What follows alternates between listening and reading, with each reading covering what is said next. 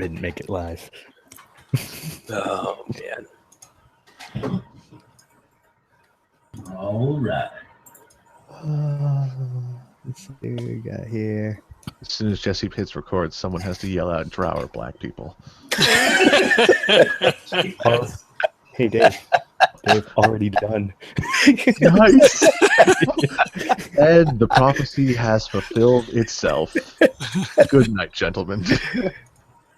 Oh, man.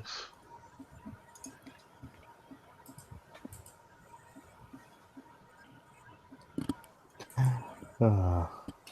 All right. Good night, folks.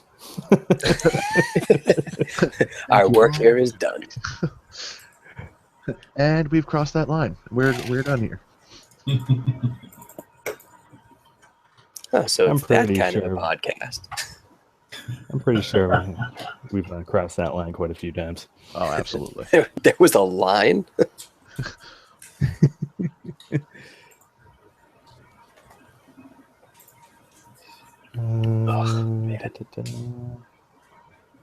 So Kelly sent me a message earlier, and she was like, "Are you alive?"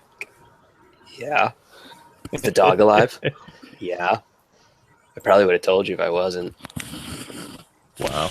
So she's like, "No, I heard there was like a bunch of trees that got blown down in Taunton. Oh, no way. Wanted to make sure you and the dog were alive." Yeah, no, we're good. Yeah, I took him for a quick hike when you guys left. Oh, I woke his ass up. nice. Just to wear You're him going down for- a little bit more. Yeah, like you're going for a run, bitch. I ate a lot of shitty food this afternoon. So, yeah, we did that, hit the store, bought him a braided bully stick. He chewed on that thing for like an hour, finished it, and then passed out, and he's been asleep ever since. Nice. All right. You guys ready to do this? Yep. I also think we might be starting the earliest we ever have. Look at this. We're breaking records left and right. Well, typically we don't start. We'll attempt to start till like 10 or 10:30 anyway. Oh, exactly. So it's still been 45 minutes, but... Mm-hmm. All right. So what the hell happened last time? A lot. You guys... a lot.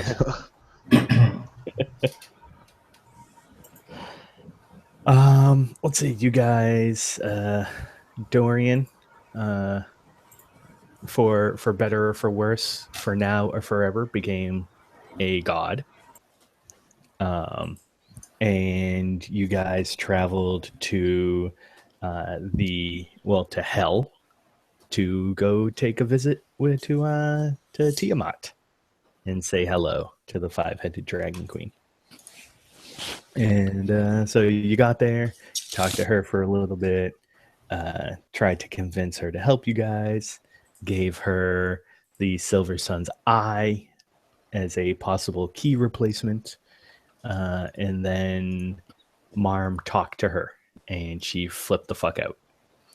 At which point she began to attack and Marm got covered in this black goo and Leo turned into a raven thingy and Galen started to shine all brassy. And then Dorian tried to kill Marmalek. I did not. Because he thinks you literally cast No lies. No life lies. to death. I was You not trying to literally- kill him per se. You literally tried to kill him. Yes, I was going to bring him back. It doesn't mean that you didn't try to kill him. I was trying to save him. You were trying to close the gate, Exactly. is the excuse you used. Precisely. Yes. Because the it's- great old evil one, Tharizdun, his presence was sensed. It's killing with a divine purpose. It is. And you have death to life and life to death. I do. So you can kill people and bring people back at will, like a psychopath. Hey, Leo, how you doing? Want to go visit your Raven Queen? Give me a sec. Wow. Just, wow. And so at one point, Marmalek managed to turn Tiamat into a writhing mass of being. It was just a puddle of congealed nastiness wriggling on the ground. And when she fell flopping to the ground, there was a red glowing stone kind of just floating there. And Marm flew over and grabbed it. So we're going to go ahead and pick up there. So as this stone is floating there, it kind of catches everyone a little bit off guard. At first, the writhing mass of ichor and goo on the ground that was formerly the Dragon Queen kind of stammers everybody, and Marmalek floating there has a bird's eye view on this stone. So he swiftly flies over and reaches out. And so Marm stretches out his hand and attempts to grasp the glowing red stone.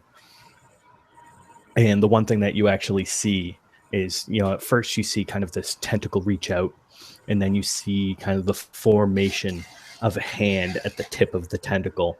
And then all that blackness kind of pulls back slightly, and you actually do see the blue clawed hand of Marmalek stick through slightly, and you can actually see the all the mass around him actually attempting to reach up and pull him back in, but he kind of manages to get it out just enough. And then suddenly, as he just makes contact in that split second, you see that there is a red burst of light around Marmalek.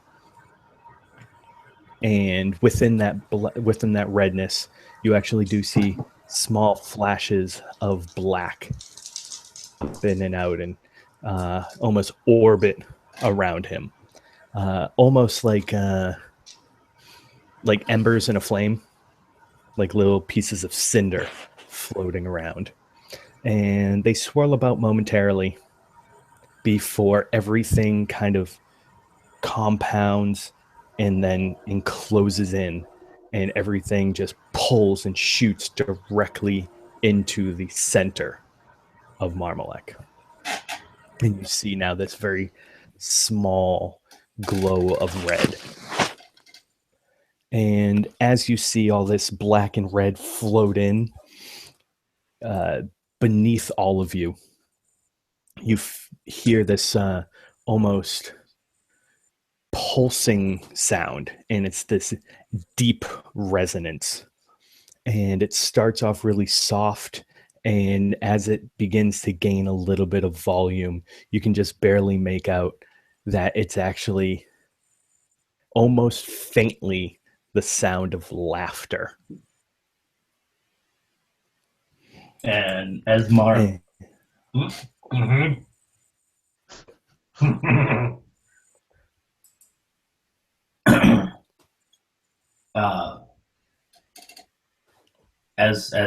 as you hear the laughter, you also kind of hear Marm's voice from deep down, and he kind of, what?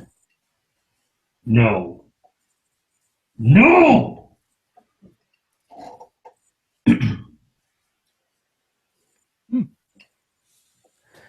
All right. So you'll now see that there's this kind of hulking, writhing mass of this black syrup. And it kind of all condensed into itself, and then almost looks like it hardens.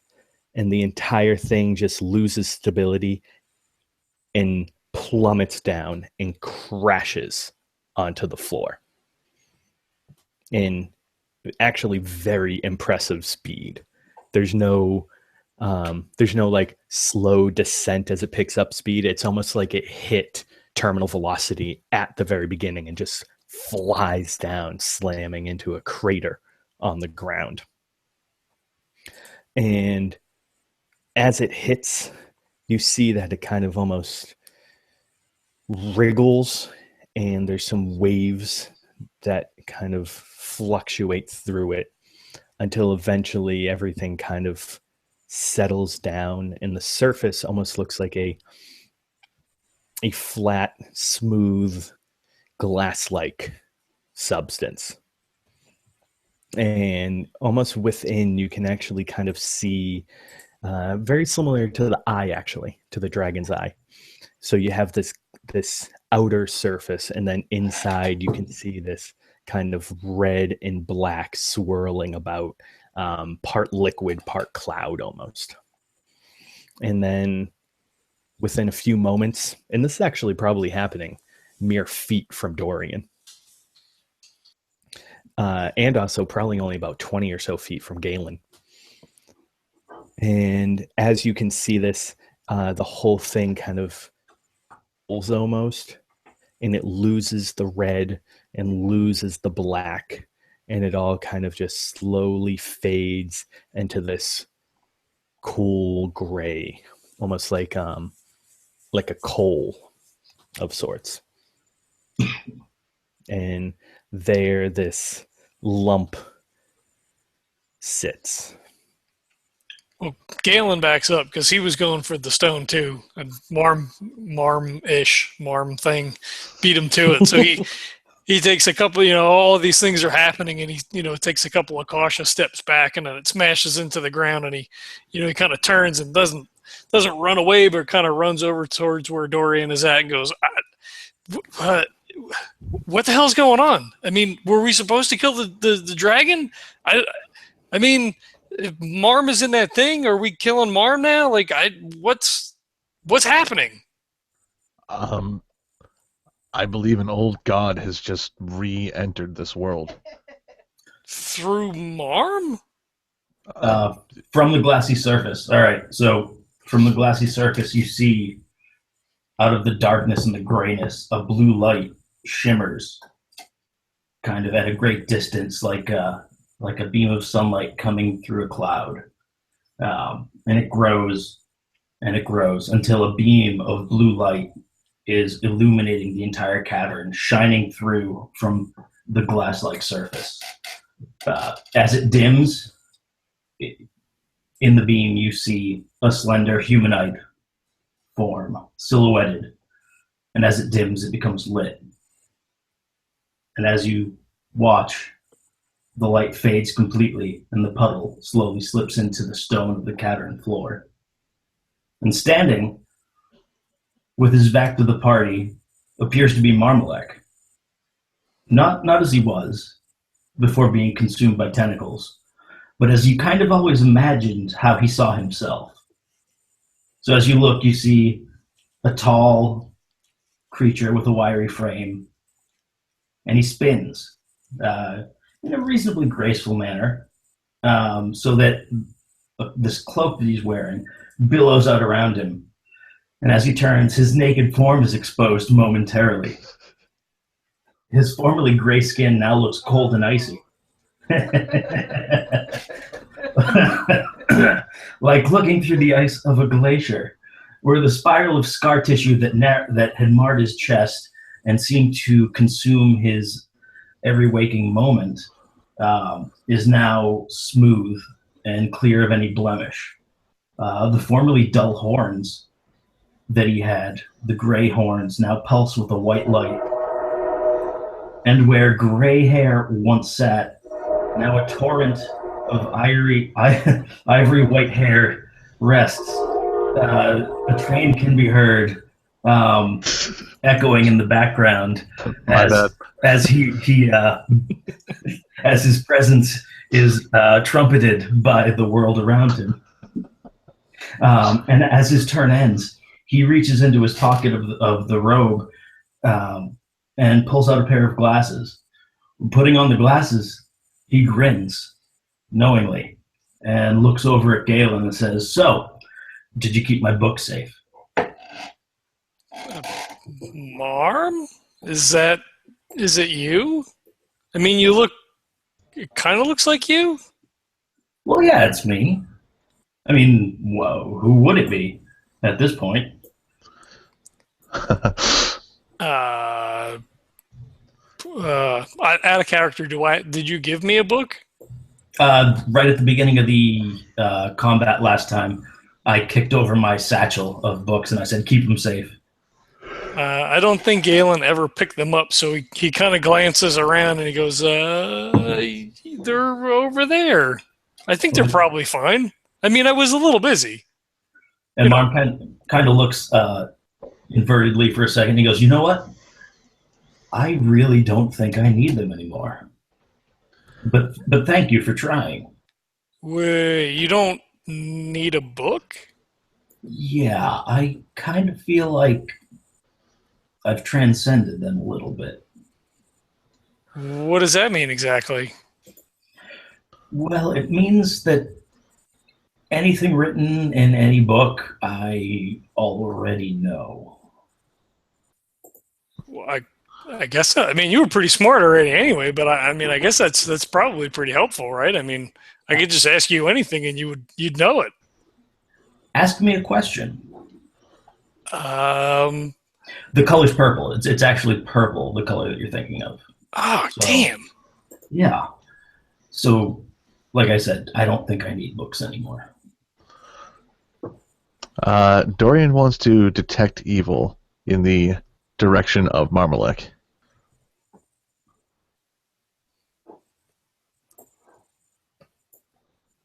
All right, that's fine. You can do that. What does he detect, Marmalek? There is no evil present. Huh. There's just Marm.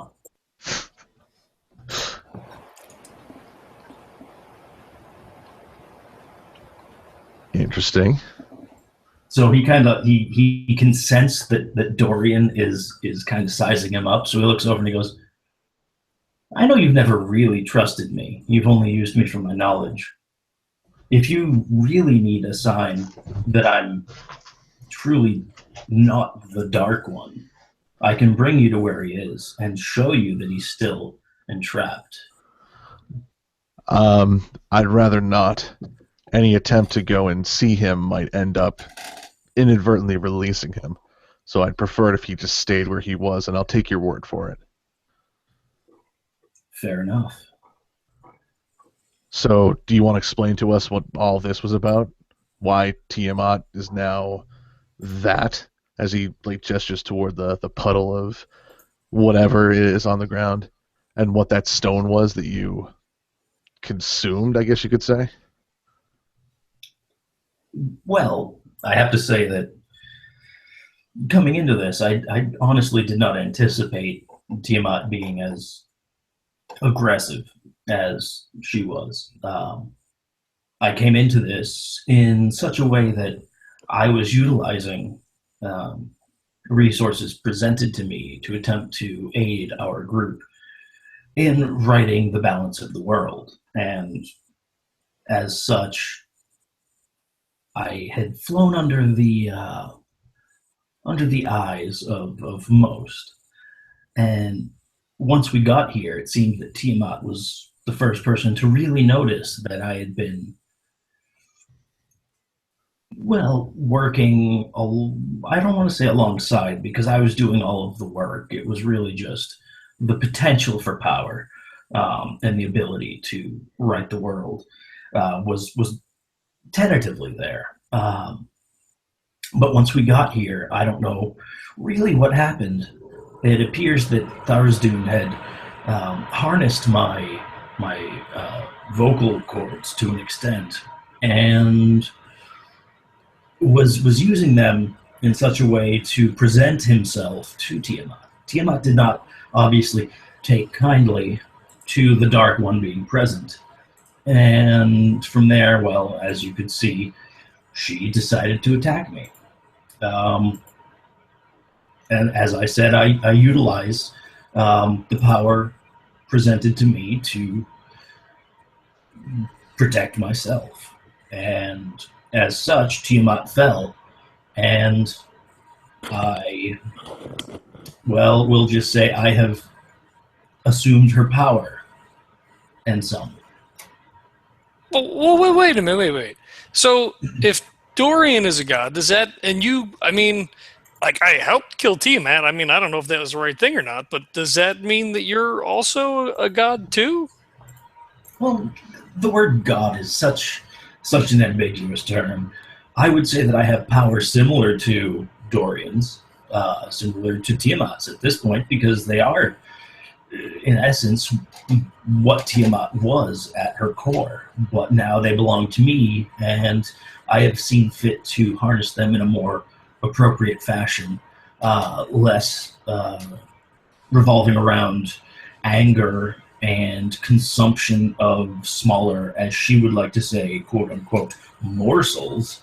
And I do believe that I can better harness them to, well, educate and better the world. Oh, well, okay. I mean, that sounds okay. He looks over at Leo and he says, "What about you? Are you a god too? Is there something else that I'm missing?" No, I'm no god. I just work for one. I didn't know this was going to happen, but it helps. Well, I mean, you and I, we got a little bit of like a, little power bump, I guess. But, these two, he points at Dorian and Marmalek. I don't know. What do you make of this whole thing? The only thing I can make of this is that we are far out of our league. Yeah, I would agree with that. Well, what do we do, Dorian? I mean, we still need the key, right? I mean, We do. Hey, Marm?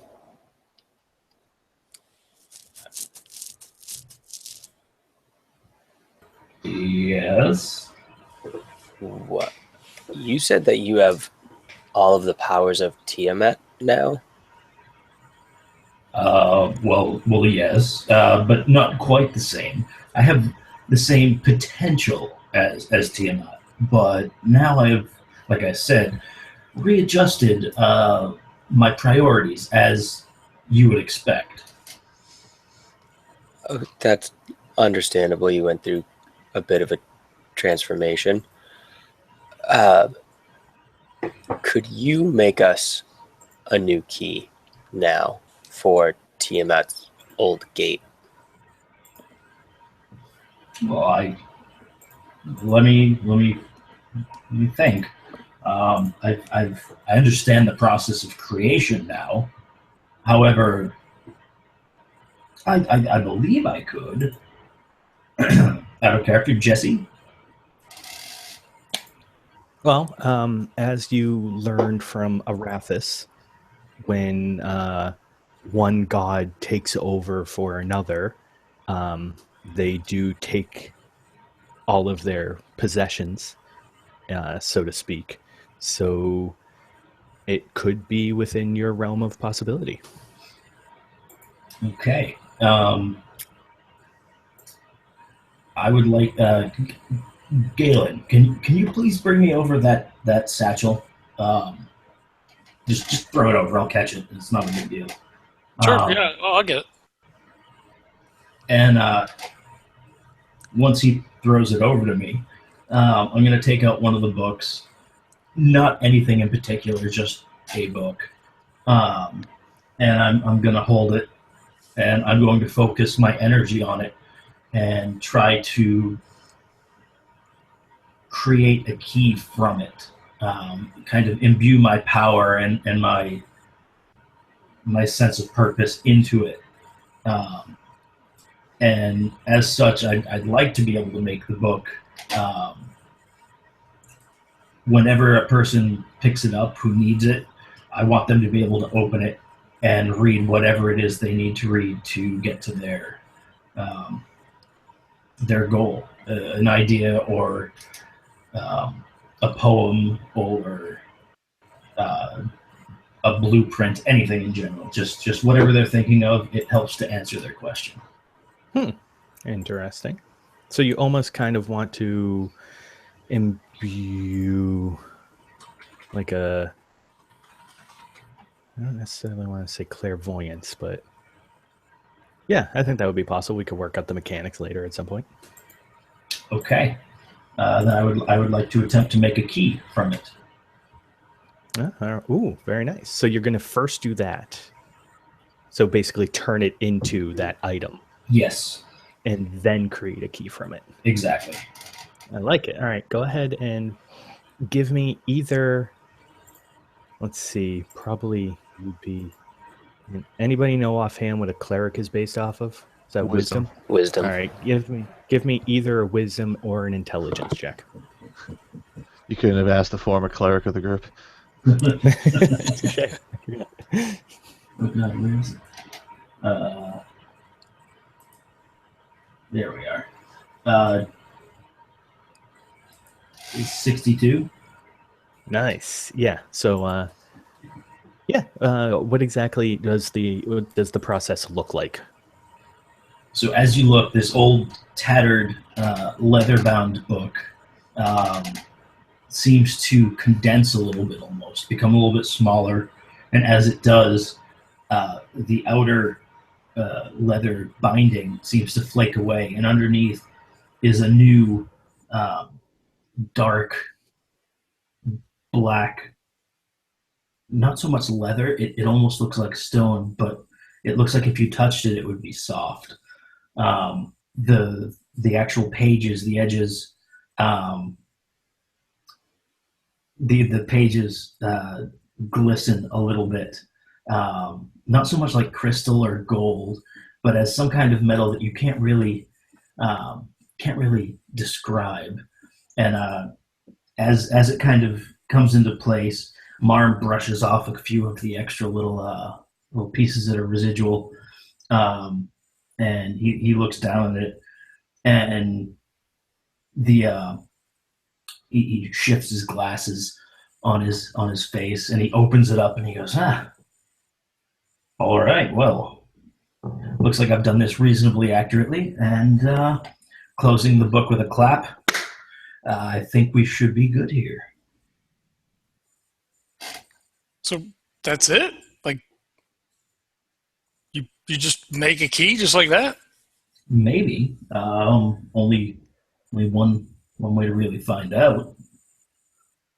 And he looks over at Dory and he goes, is Arathis going to be pissed that we helped to kill another god? Like, is there some kind of, like, bugaboo about that kind of thing? And Dorian's just going to kind of like slowly look over his shoulder and raise an eyebrow. We? Well, I mean, we were here, right? I mean, I stabbed her a couple times. I mean, I don't know. I mean, she tried to eat Marm before he turned into Ultra Marm. I don't know.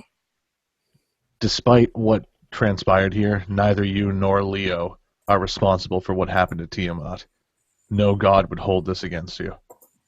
Well, that's good then. Marm looks speaking over. Go ahead. No, go ahead. No, you go ahead. I was going to say, Marm looks over at Galen and just goes, "Truly, you had nothing to do with this." All right, well, I mean, it hurts when you say it like that. Did you grasp the stone? Yeah. I At this tried point to now- get the stone. Yeah. All right. At this point, everyone shut up now. I gave you leniency. At this point now, there's that writhing, gigantic puddle on the ground, and you can actually see that. You guys are kind of preoccupied a little bit, but with all the conversing going on, Marm and Galen can probably see over Dorian's shoulder that the puddle begins to kind of take a little bit more color to it. And you see some reds and blues and greens and whites kind of begin to mix in a little bit. And then the writhing, bubbling of it kind of lifts it up slightly. And it begins to take form. And it slowly shapes into this center ball of mass, and then you can kind of see these 4 tentacle-like limbs come out, and then a 2 leathery masses begin to emerge from the back, and the final thing are these 5 thick stumps that slowly pull from the center orb and begin to take shape in the 5 different colors, and eventually everything begins to settle in slightly and take in some of the detail, and the form of Tiamat resurges out of this puddle. However, the Tiamat that you saw, that was probably nearly 100 feet tall, gigantic, glistening with deific power, is probably a little less than half the size that she was before. And there's almost a slight dullness, and if I even say unkempt dirtiness to her. And she looks at you, and in 5 disjointed voices that almost talk over each other, you hear, "What have you done?"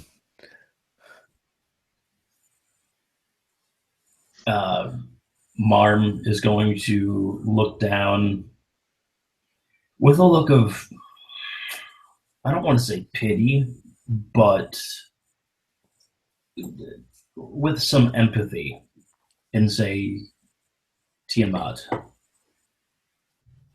your time has come. While I did not wish to kill you, you obviously did not understand our mission, and that being such, I have taken your place."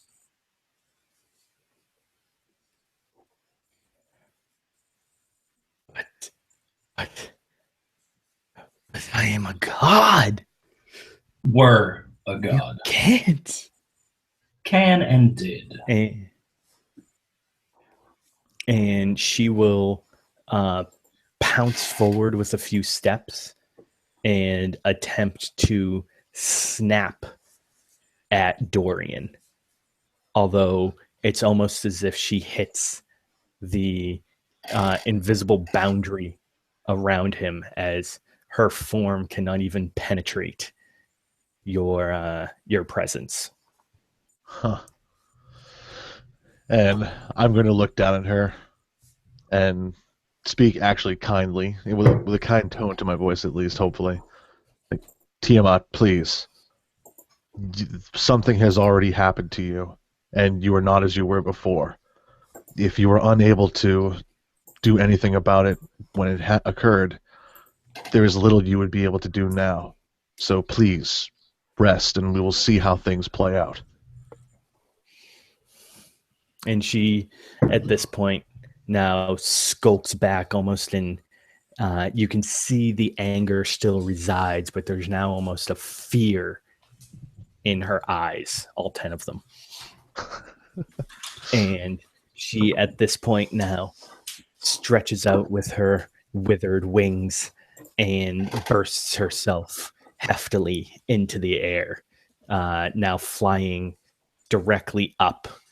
And you can actually see, if you follow her, that there is a hole in the ceiling of this cavern that she begins to make her way out of.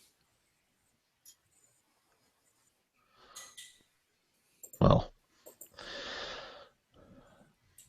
perhaps she is just retreating so that she can regain her strength? Or... Question: Would I be able to tell of her past discretions? Has she done things that she knowingly, which she went into knowing that they were wrong and evil, and would absolutely not benefit the world around her? Oh, absolutely. I could make you a very long laundry list, but right. I mean, yeah, just going with the most recent, would probably be sending her minions over in Kalendarin to attack the demons and the dwarves in the shadows. How high up is the ceiling of this cavern?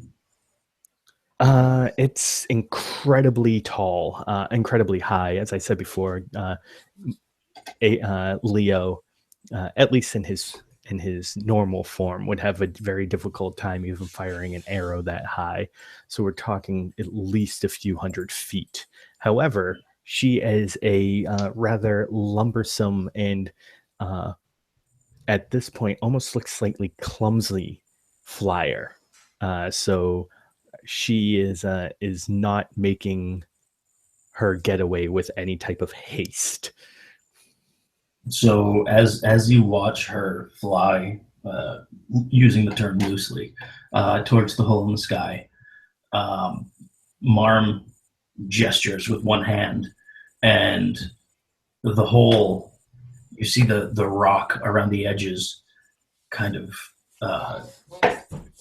flex, we'll say, and little rocks jump across, and they actually maneuver over themselves and slowly close up the gap in the ceiling and make it so that it's just one consistent dome over the area. And as he does this, as it's happening, he says, "No, Tiamat, you've not earned your release." And when she sees this, she begins to kind of circle about almost, and she flies over and finds purchase on one of the pieces of furniture. And Marm will turn to Dorian and say, "This former god knowingly injured, maimed, and killed only for her pleasure. Do you, as a guardian of the light, believe that she should be allowed to leave and go out in the world and continue to act as she has?" There are gods that have done far worse than she. That's not what I'm asking. It Objectively, she, as an entity, her actions only, what do you deem her? A being that believes in the benefit of all, or someone who will undermine at any given chance? It's not for me to judge her. Like Pelor before me, I do not attack those who I deem to be a threat. I protect my people and give them the tools with which to defend themselves, and assist them if need be. And I will protect them if they are directly attacked. But I will not pass judgment on Tiamat. As I said, there are those who have done far worse than her. So you would have let her consume Galen simply as a tribute to her greatness? No, as I said, I would protect those who she would have attacked that I deemed to be part of my people. Had she And gone if you after weren't Galen, part of the party? if she had gone after Galen, Leo, or even yourself, I would have fought her and killed her if necessary. But she is already defeated. She is weakened and can do nothing to harm anyone in this room or potentially anyone else ever again. There is no need to pass judgment on her anymore. Very well. And Marm is going to make sure that the entire cavern is sealed off completely so that Tiamat cannot leave even if she wanted to. So she will very slowly die.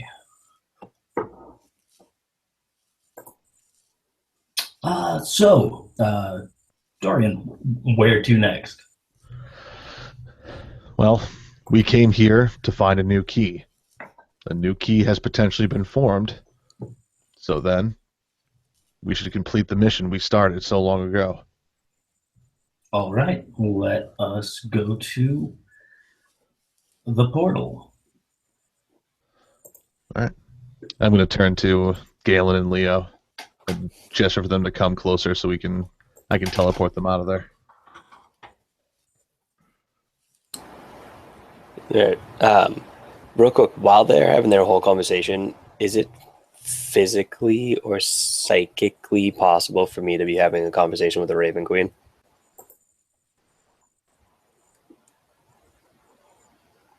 You muted, Booze. Yes, I am. While they're having their conversation, yes. I would like to inform the Raven Queen about what just happened and how Marmalek, for all intents and purposes, dethroned Tiamat and took her place. And she is now sitting here very greatly weakened. And if she requests that I do anything at this time to possibly gain her a new minion. Her reply will be, and you kind of hear it's almost as if you don't necessarily hear her speak this, but you hear an inner monologue of yourself almost. So it's like you're thinking this almost as if. And so you think that the Raven Queen probably already knows all this. And she sensed the loss of Tiamat and the gaining of a new power within the Pantheon. And she still senses the presence of Tiamat, but and as far as her wishing to have another minion, there is no reason why she would wish to mingle with a person as corrupt and self-indulgent as Tiamat, as she was before she became a god, and most likely how she is afterwards. All right, good to go. Then locked in this place, she will remain. And I'll just walk up to Dorian as he requests. So as Marm walks up to Dorian, he waits for everyone else to get there, as long as Galen's going to be over there too. Yep. Marm's going to walk up, and as he does, he's going to look Galen in the eye and be like, "Ha," and wink a little bit. Then look over at Dorian and be like, "I got this one," and just grab everyone's hands as they're kind of in the center area, and you guys all poop out and pop back in right at the top of the mountain with our last key, or where our last key is required. And Marm's gonna look over at Leo and smirk a little bit and be like, "You see what I did there?" Leo's gonna look at Marm and then look over at Dorian for like a couple of seconds, and then look back at Marm and give him like a little wink, just like in such a way that Dorian can't see it. It's all right. Dorian has just been looking at Marm the whole time anyway. And so, without really missing a beat, Marm's going to walk up to Dorian and put his arm around his shoulder and go, "So, Dorian, what do you think we should do next? I mean, the key's right there. Do you think we should have, one of these two attempt to open it? Or would you like to?" And actually, speaking of, you are not the only four atop this mountain. As you kind of pop and you guys are doing your whole thing, you glance around and realize there's probably about a dozen or so of those dragonkin and half dragons and faux dragons standing around on top of the mountain, plus looking around, probably about another 20 or so, probably young and adult dragons of various colors flying about. Marm And as is soon as going you guys- to. Yeah, go ahead. No, go ahead.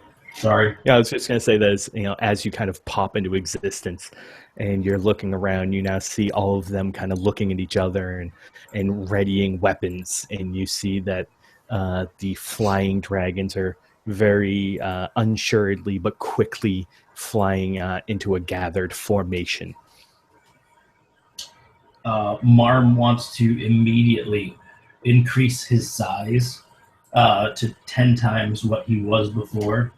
So he'll be 60 feet tall. And immediately, as soon as he gets to that full height, he's going to bellow, "Put your weapons down. I'm your new god, and you do as I say." Go ahead and give me an intimidation check. Intimidation is charisma, correct? Yes. Okay. That'll be a 61. All right. Nope, So you have excuse this me, 51, I'm sorry. 51. Okay. So you have this booming. Are you also including your intimidate bonus? No, I was not. All right. You have a yeah. So would you say 51? So 79. Yeah. There you There we go. So Marmalek, in this booming voice that shakes the air about him, demands that they submit. At which point, you actually see small trickles of urine here and there, and the smell of feces begins to waft gently in the air. Yeah, one of those And trickles is Leo's. and so yeah, there's a shake and a tremor and a very deft fear that overwhelms all of them, and you see the dragons scatter about, actually, a lot of them slamming into each other in their rush to vacate the area. And the dragons begin to run in every and all directions, slashing into each other, some actually pushing others out of the way, and at times ends up tossing them off the side of the mountain just to get them out of the way so that they can make way down. And you actually even see a couple down the ramp that get stuck in such a panic that they actually end up jumping from the mountain, just in pure fright. And within a handful of moments, the entire platform and the entire sky is clear. As that's happening, Marm wants to look down at Galen and go, "Hey, have you ever wanted to ride a dragon?" So when the thing first happened, Galen kind of cringes, so he's kind of like, he's not sort of looking at you, he's kind of like, kind of shoulder up sort of thing. And then, you turn around and you talk like in your most normal voice, and I just kind of look up at Dorian, like eyes wide, like, I don't know what the fuck I'm supposed to do right now. And he's still looking at Marm. And I'll slowly turn to Marm and go, yeah, it sounds kind of cool. And immediately Marm gestures to one of the dragons, one of the stragglers, and just kind of mimics grasping and pulls him back. And he comes flying back. And then Marm holds his hand down, kind of like holding a piece of paper on a table, and the dragon flattens out in front of you. And he goes, "Well, now's your chance." All right. Is this going to help in any way, or we're just kind of? Do you want to die not having ridden a dragon? I mean, I don't really want to die at all. I mean, tell you the truth, but I mean, if something bad's going to happen, I guess I'll take my chances right now. No, take it for a few spins. It'll do whatever you say. Okay. I look back at the other two and I just kind of shrug, like, whatever. And I'll climb up on his wing and then, get up on his back and be like, it's not the first time I've been on a dragon, right? And kind of like air quotes. Well, have fun. Okay, is there like a time limit? Like, is he going to bring me back when I say so? Like, I don't want to. He'll do whatever you tell him to. Just come back in a couple minutes. Have fun. I'm going to talk to the other three, and we'll head out when you get back. Okay, and I'll kind of lean down and sort of like pat him on the neck and be like, "Oh, okay, buddy, let's go for a spin." And the dragon begins to step, and pops off the side of the mountain in a glide and begins to spiral up. And as you are now soaring, your hair blowing in the breeze on the back of a blue dragon. When the dragon jumps over the side, he shrieks a little bit and just grabs on them. So he's got like a crest kind of running, behind his head, just fucking grabs on as hard as he can. All right, and Galen, actually, want to go ahead and do me a favor and give me a perception check. Alrighty. Ooh, I'm gonna re-roll that. Fuck! I rolled 2 ones in a row. Oh man, so it's gonna be that's still 16. Wow. All right. Yeah, you still have good base perception then. There you go. All right. So you're flying around and you're kind of freaked out a little bit. So it takes you a little moments to kind of calm down and open your eyes completely. And you probably get just about a little higher than eye level with Marmalek, because he is 60 feet tall after all right now. Mm-hmm. And so you get a little bit and you're like, wow, Marmalek actually has a little bit of a bald spot. And then you're like, wait a minute, that's not the important thing. And you kind of glance down at the rest of the group, and the first thing you see is that Leo's aura and the costume, so to speak, that he's putting on at this point slowly begins to fade until now you can just see Leo. There's no more blue flame and no more weird mask or anything like that. Aww. The second thing that the second thing that you see is actually on the platform of the mountain itself, and the symbols that were there. I believe there was a needle with a thing of thread, and then there was the 5 heads of the dragons. Those have shrunk down, and just now finishing the etching within the top of the mountain is a new symbol. And you actually see a book almost open, and almost as if it's drawing out the dragon heads, a quill.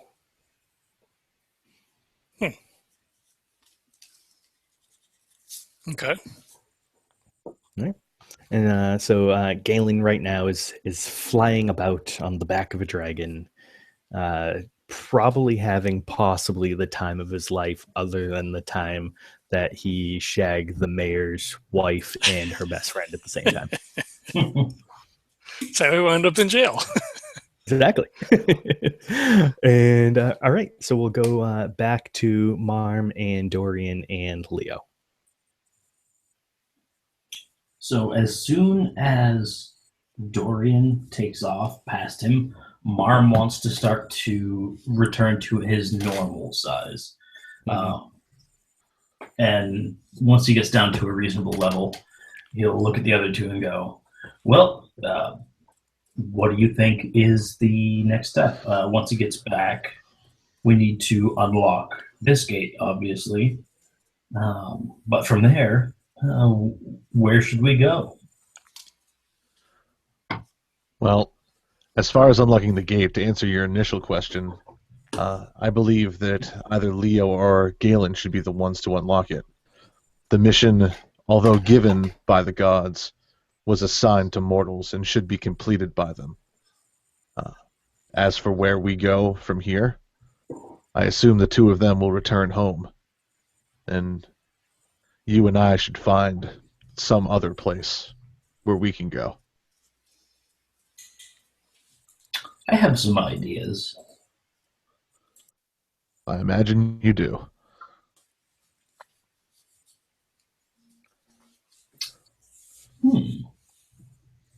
And where would you like to go, Leo?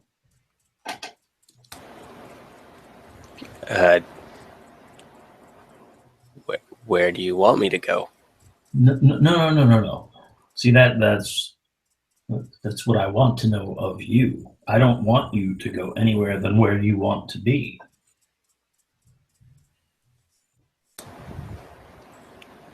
Do you mean after we repair everything and it all goes back to what it's supposed to be like?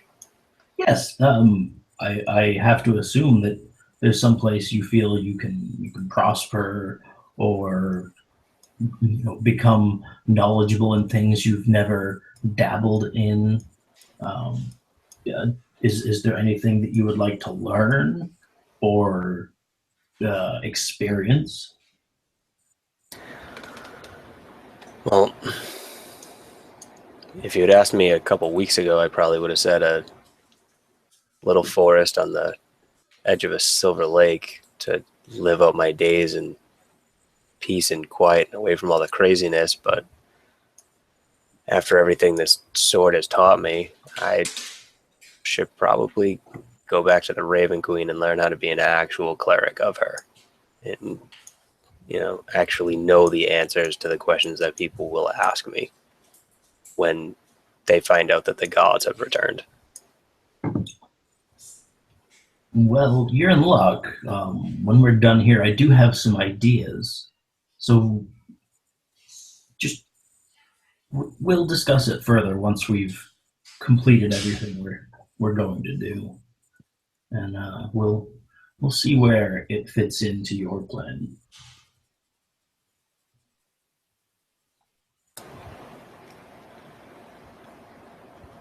Huh. It really is you. I never left. It's just people's perceptions of me changed because they didn't understand what I was attempting to harness. Now, when a blacksmith harnesses fire to properly shape a weapon, they're not changing. They are just harnessing an energy. That's very much what I did to get where I am.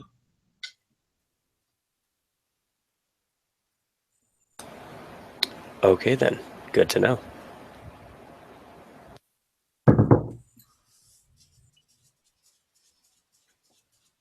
Absolutely. So Marm's actually going to look up, and even if Galen's not done, he's just going to kind of make a little gesture, and the dragon's going to come back to the platform. Very nice, and it very quickly makes a descent. It almost snaps back to the direction that you wish it to, that you will it to, and yet as it begins to come close to the mountaintop, it pulls back and slowly and very passively and demurely perches itself on top on the side of the mountain.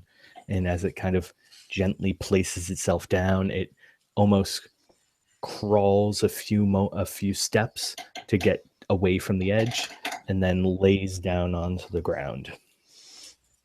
All right. Well, when Galen first took off, you probably heard him shriek. And, when he comes back, you can kind of hear more like he's just having the best time of his life. Like, he got over it real quick. He's like, wow, that was awesome. He flew up, and then they flew down, and then did you see it? It was awesome. Marm, that was the best. Thanks, buddy.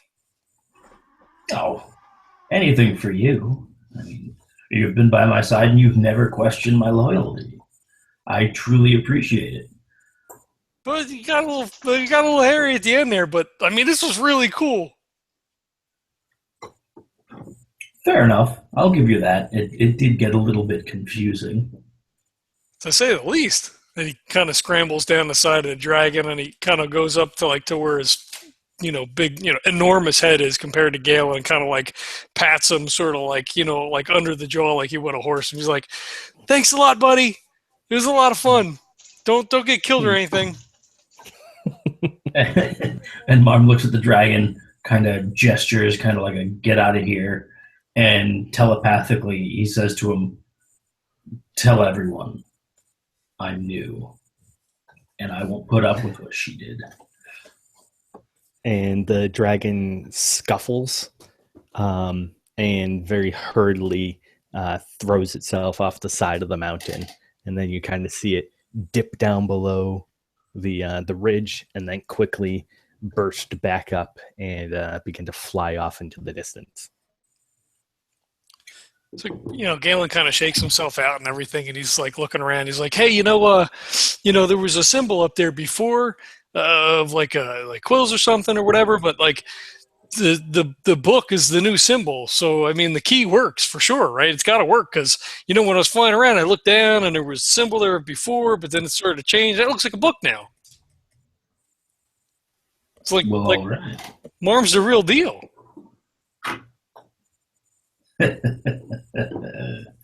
Well, who would like to open the gate? Oh, and Leo, you're normal again, just so you know. Don't try anything too crazy. Like, don't jump off the side of the cliff or anything. Like, it'd be like a bad thing.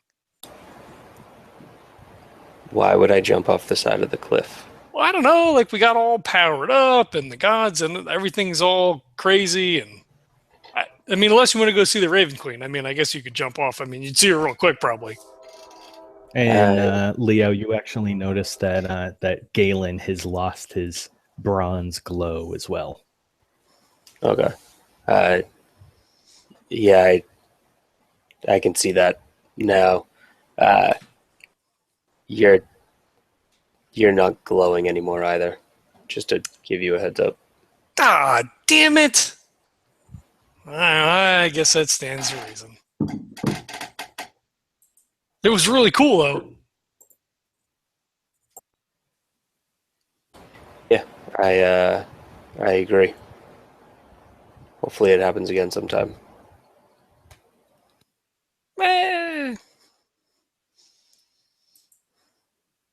When we're not fighting a god. Yeah, that part wasn't so cool.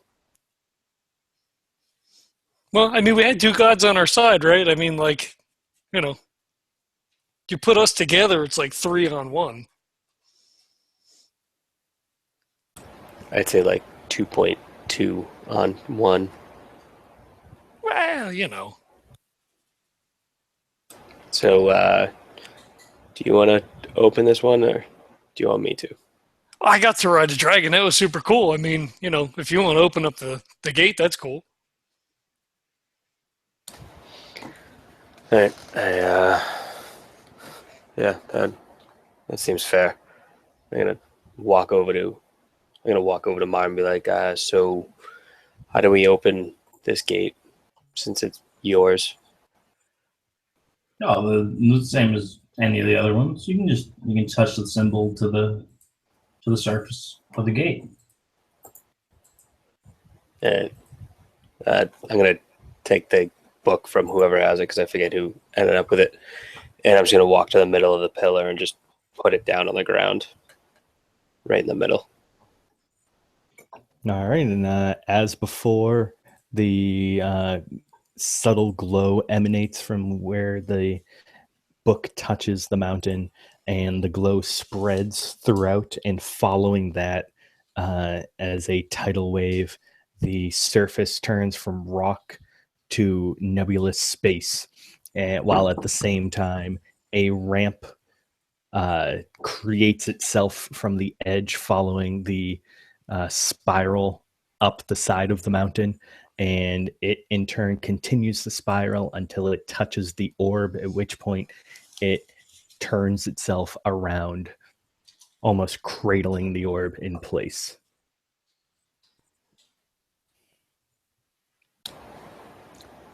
All right, then. I'm going to turn to them and be like, all right, so up we go. Absolutely. Lead the way. Leo's going to start walking up the ramp,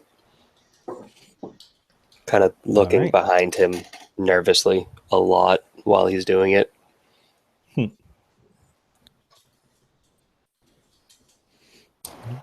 How about everyone else? All right.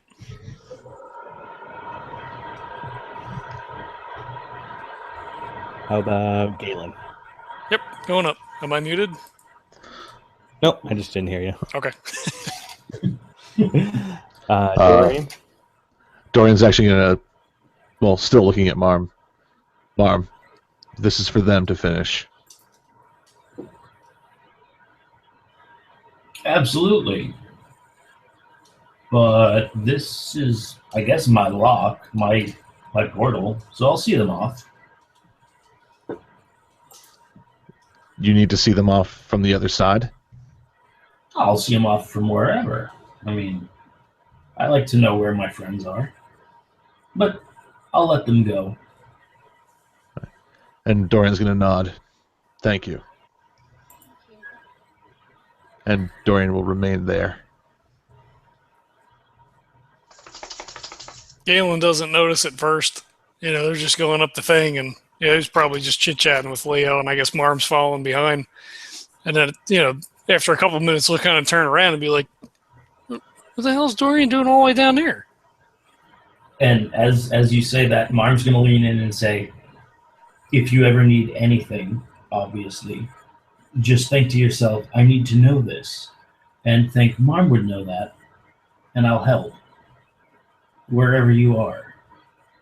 And then he turns without another word, and his black robe billows. And you notice that as you look at it, it looks like it has depth, and you can see almost like stars in it, but recessed.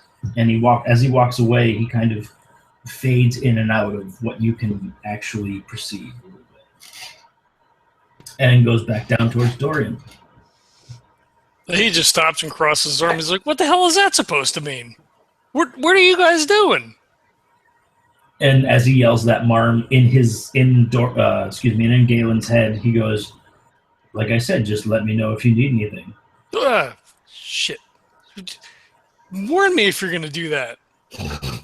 Really like a hand signal or something. Be like, hey, I'm going to talk in your head.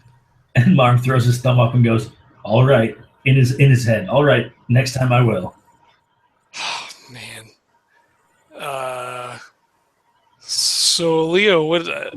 Just you and me? Looks like it.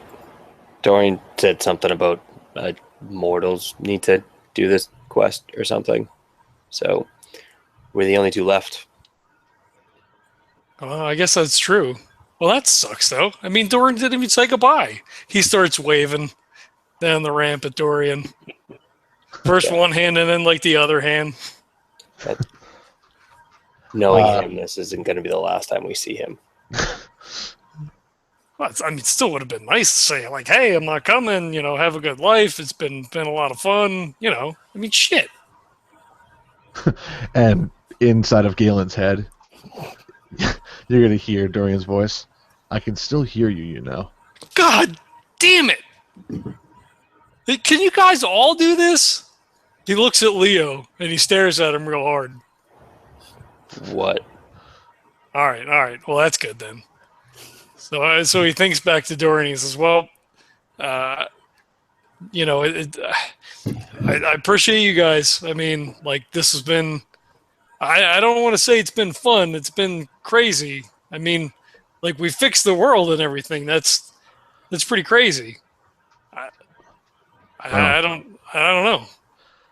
If you think it's crazy now that the world is going to be fixed and the influence of the gods will enter the material plane once again, it's going to get even crazier.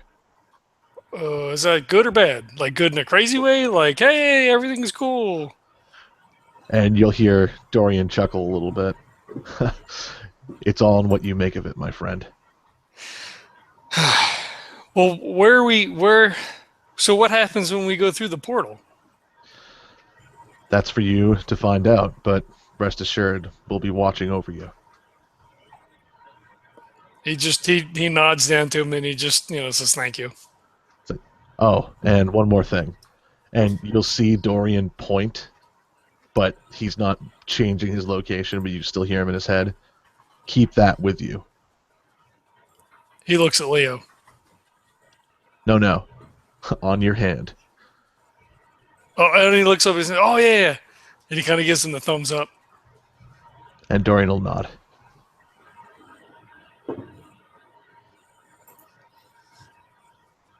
Well, I guess we go. Leo just kept walking. He turns around. God damn it. So he'll jog to catch up to Leo. Since Leo couldn't hear any of that conversation, he just kept walking. He's like, Galen's like a dog. He's just sitting there. He's got his head kind of cocked and he's thinking back and forth to Dorian.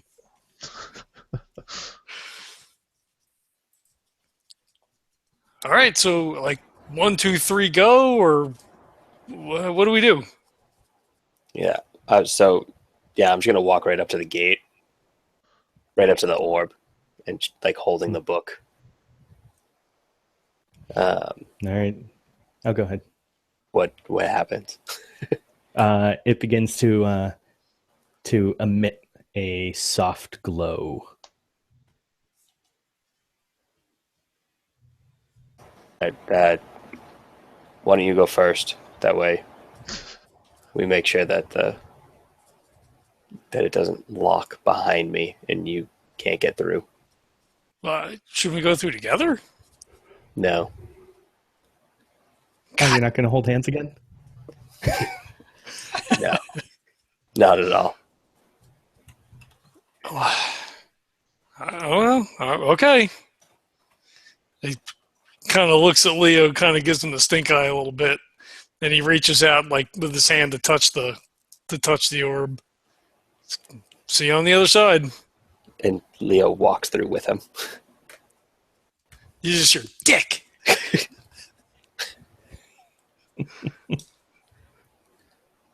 And what happens? Basically, as Leo and Galen walk through, they are cast into darkness. Well, Marmalek and Dorian are just kind of standing there now. As I'm guessing, Marmalek began to walk down the ramp and probably stood near Dorian at the base of at the peak of the mountain. Yes. You guys can see that pass through the dullness of the orb above you begins to fade, and it begins to emit this red glow. And pretty soon the entire glow encompasses the whole orb. And you actually see now that it begins to burn brighter than orbs had before. And looking around, surveying the rest of Kalandurn, you can actually see that the other 4 orbs begin to glow incredibly bright, almost as if each is an individual sun. And as they begin to glow more and more intensely, the entire plane begins to be cast into darkness.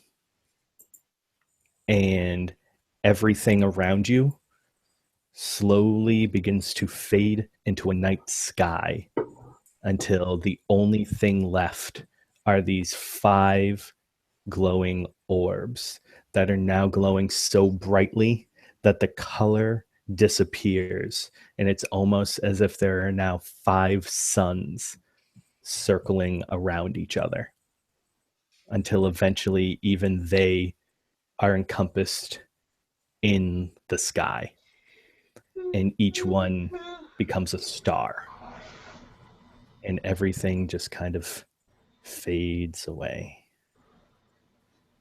And now Dorian and Marmalek are left basically floating in space beside each other.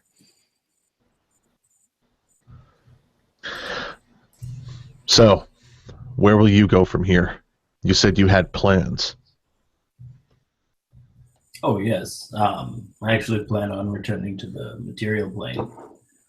Having come from there initially, I realized the work that could be done to better the lives of all there. There's nothing for you on the material plane.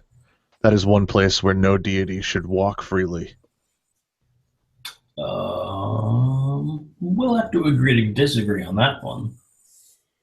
Marm, for the duration of existence, no deity has ever chosen to live on the material plane.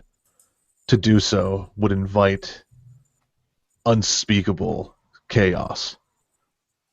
If you were to go there, it would be an open invitation for every deity to go there. And that plane is fragile enough as it is. There's a reason why deities have always sat upon their thrones and allowed their influence to be extended out to their followers. Yeah.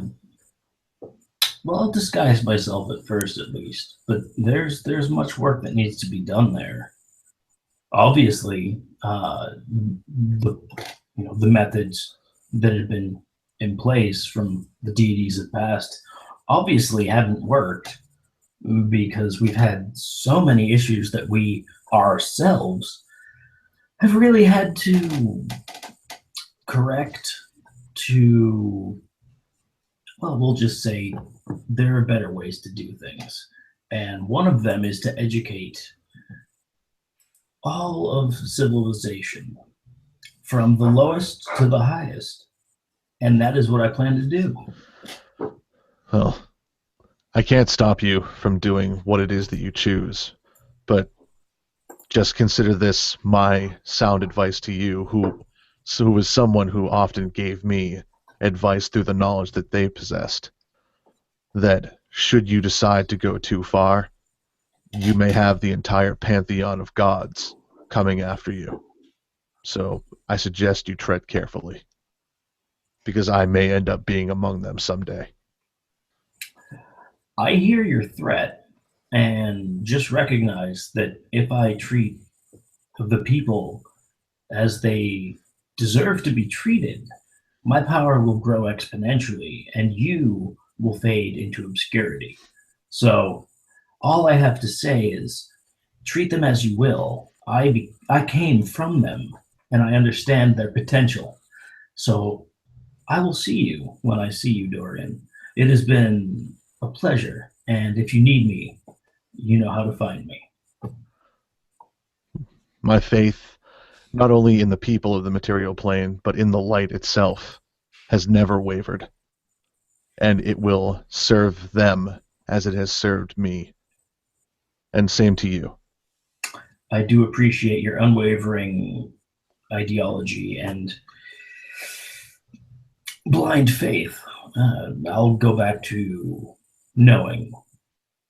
Have a good one.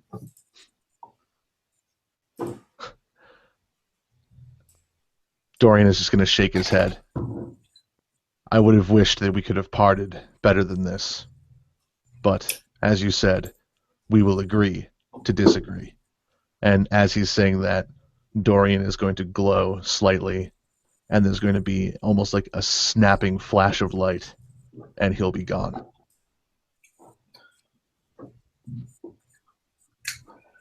Silmar's floating there by himself, and he looks around and he goes, well, this place is definitely worse for wear. but I don't really want to stay here. And then he kind of thinks about it. A book appears in his hands. He flips through a few pages, and then as he claps it shut, he disappears.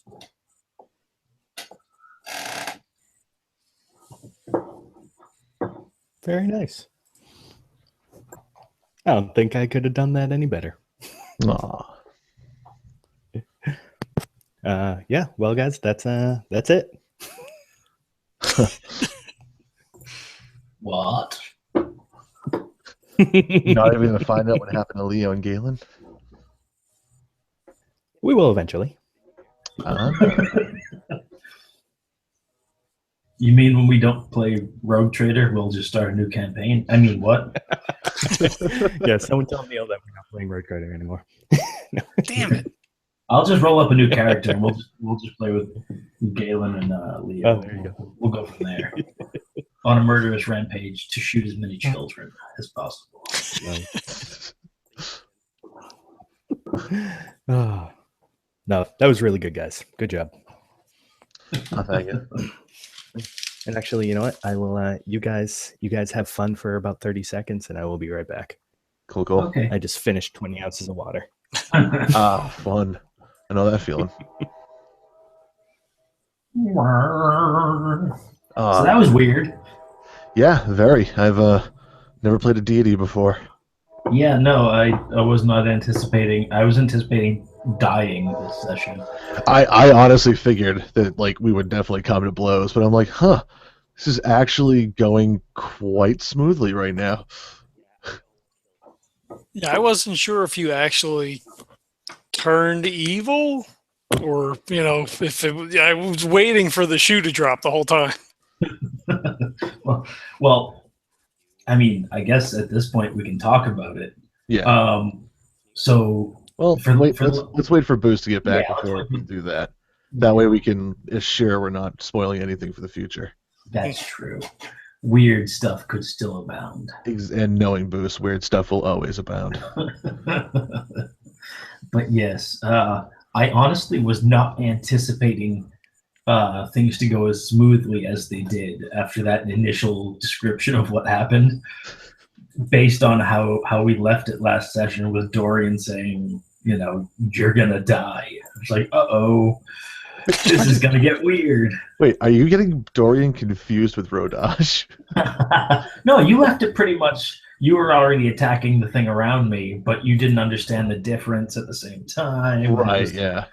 No, like honestly, like when you like did that whole reforming thing, and I'm like, I want to sense evil, and you're like, no, it's not evil, it's just Marm, and I'm like, huh. So Yup. what do I do? Like, I can't just blindly attack someone that I know like isn't evil. And like Yeah. honestly, like for as much as like Marm was like, oh, I want to kill Tiamat, or I want to do this, I want to do that, and Dorian's like, yeah, but this. And then Mom's like, oh, well, either was like fine, or it's like, well, I'm going to kind of do my own thing anyway. But he never actually outright did anything like to make Dorian be like, oh, he's got to die. And that was the thing, is a lot of the things that Marm has done over the, I guess, I don't know, the year or so that our characters have been together, they were all based a lot on selfishness, which makes him evil, but at the same time it was all based around the good of the party, which made the party partially evil in that sense, which at the end of the day the goal was just, and it really towed the line of what makes something evil, good, neutral. It was a really hard thing for me to figure out where I fell. So yeah, we'll wait for Jesse. And I mean, I had a lot of fun playing this up until now, and it was definitely a challenge. And there were some times when I was obviously pretty quiet because I really didn't know what to do.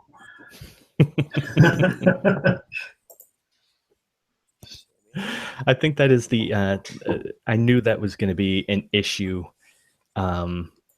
with Marm giving you so much knowledge and breadth of freedom. Yeah. Well, I mean, I don't remember how it's. I think I jokingly brought up Tharizdun to you once. I was like, "Oh, I found the god of evil and all darkness," and you were like, "No, whatever. Do whatever you want." And I was like, "Okay, here we go." I honestly didn't. And I mean, behind the GM curtain, when you told me that, that's what gave the precipice idea for the rest of that. Like, I could have absolutely done this without Tharizdun. But it just made that turn a lot more fun. So playing into that was fun. So the funniest part is that all of the evil shit that Marm did was based off of him.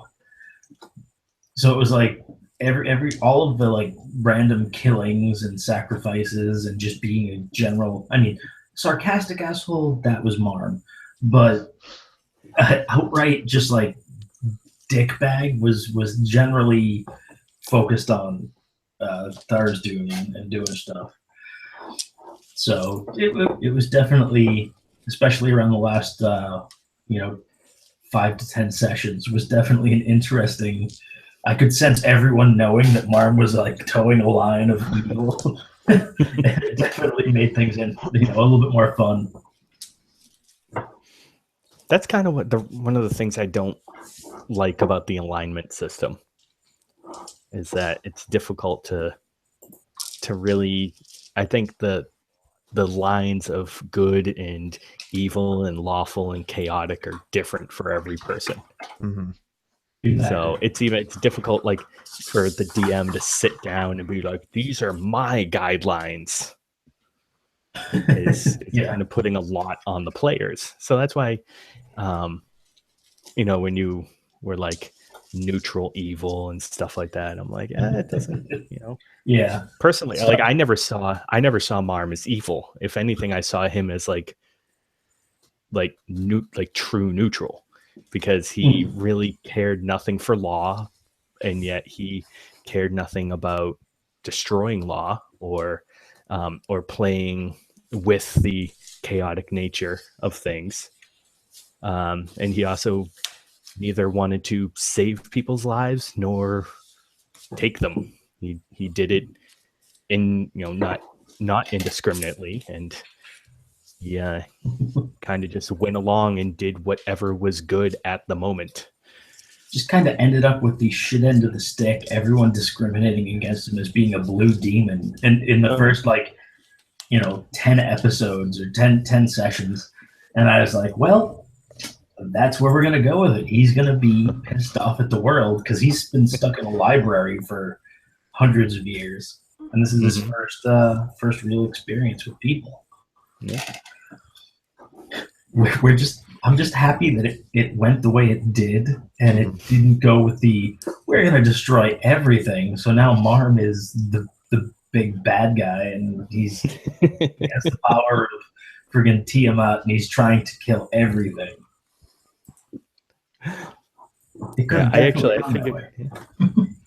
I figured it was going to go one of three ways at the very end. Either that, Dorian and Marm were going to team up and, become like the cooperative deities on the block. Yeah, exactly. They were going to immediately go after each other's throats and become nemeses, or it was going to end amicably but harshly, like it did. And I would have been happy with either of those. Yeah, I just feel like, so Marm really loves books, as we all know, and he really loves learning, and he figures that everyone, welcome back. Hey, what's going on? Ooh, you sound like shit right now. A little bit, yeah. I got it working at least. Yeah. You're really soft. You sound like you're at the bottom of a well covered in cotton. And your mic is at the top of the well. No better. Yep. No better at all. No. No. Awesome. There we go. There it is. Now I got it. Yep. Ah, Yep. nice. Learning. Didn't even need to turn it on and off again. For a moment, Al, it sounded like you said something other than cotton. Uh-oh. I don't know. I don't even know what that would be. Oh, God. Uh-oh. So, yeah, that was definitely a strange ending. Mm-hmm. I did want to go into more detail when Dorian was like, "You said you have ideas. What are they?" And I really wanted to just randomly break it down to everything that Marm has in his head, but I figured it would be a little bit much for the end of a session to just be like, "Well, let me tell you about what I have in mind." Right. No, I think that you were right in going with the minimalist approach. So yeah, now I'm really, really intrigued as to where the other two ended up. Very nice. John, Yes. do not feel bad and do not take this as a slight. I want to purposely save you for the end of my questions Okay. because you are a totally different thought processes for me in terms of Galen than everybody else. Okay. So, Dorian, Yes. or Dave. Yeah, same thing. I respond to both. So how have you felt about the arc? I don't know. I've always I like the way it turned out. I'm actually very pleased. First of all, the fact that we actually managed to fucking do it. I as a player, I almost want to know where that fifth key was. Well, I can tell you. Well, if you really want to know. Well, I'm going to throw out my theory first, and then you can tell me if you I like choose. I like theory. I actually in retrospect, after everything that had happened, and when we finally got to the point where we had the eye and it didn't end up working, my theory was that the actual eye was the head of the All Watchers staff.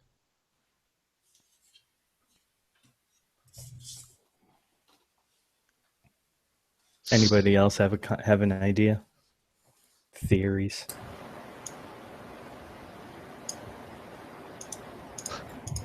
Is that a no? No. No, as I screwed up so badly, then no, I don't want to comment. Well, what made you think that, Dave? It was just something about for whatever reason we were looking for a specific an actual eye for some reason. I don't remember why. Mm-hmm. But then yeah, I don't even remember how we got to that at this point. It's just been so long.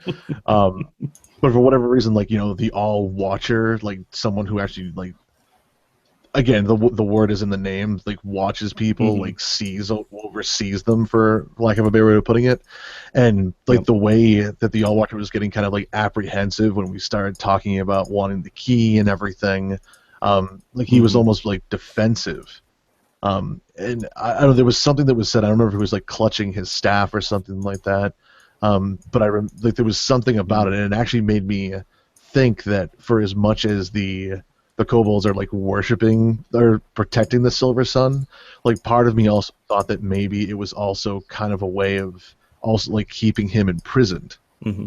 And I don't even it's been so long since we've gotten to that point that I don't even remember why that was, but I just remember it getting that sensation. I'm I wonder if it was the head of his staff, that gem that was in there.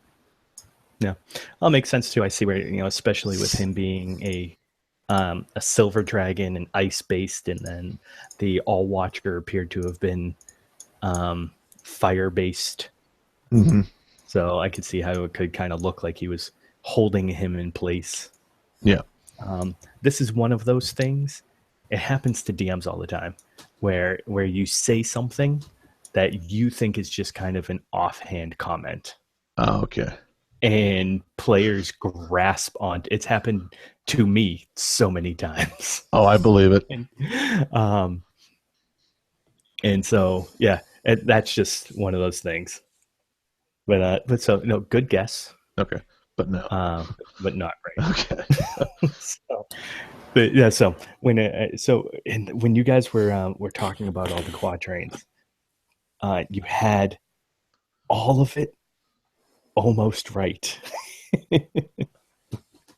I was really happy when you guys got the Mistborn of the Quinton Matron. You know, the fifth mother. You know, I was trying to come up with a like 5 mother, and then lead you into dragons with the silvery sun and all that kind of stuff. Mhm. But so this was actually the trickiest one, and I'm kind of almost glad you guys skipped it in a way. So the second line with is our husk now forever cleaved in opposition. Mhm. It was the Silver Sun's shell, his eggshell. Huh. Which I think at one point we did talk about the idea of an egg, but Yeah. it was almost just like mentioned really quickly, and then we never came back to it at all. Mm-hmm. Yep, and so it's the shell, and so one sits within a silvery sun, so it's with him. If you would actually, if Marm had, or really anyone but Marm had the dark vision, had gone over, it's in his nest. And then while his brethren sits within the darkest of dungeon, it's in the Underdark.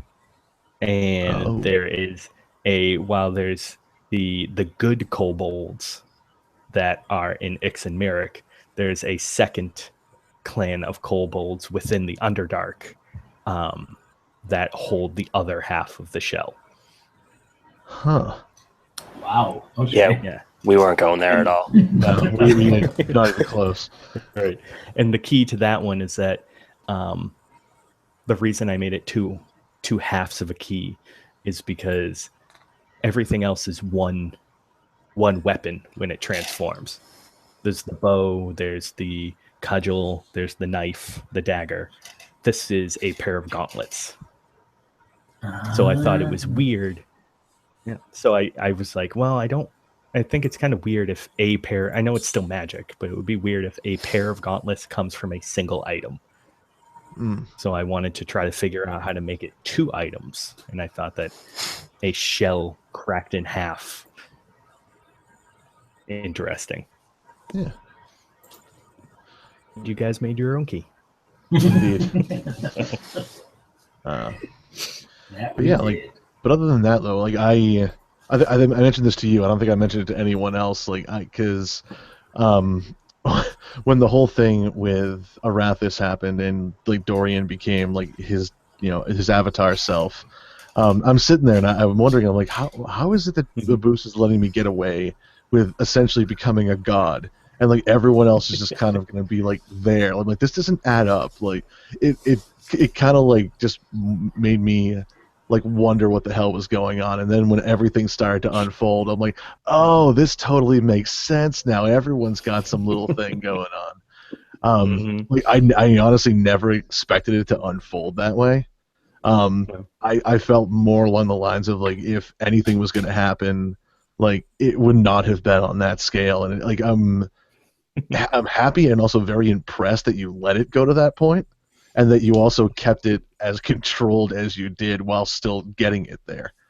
I simplified things greatly. Yes. Well, if that's what it took, then I mean, it worked out perfectly.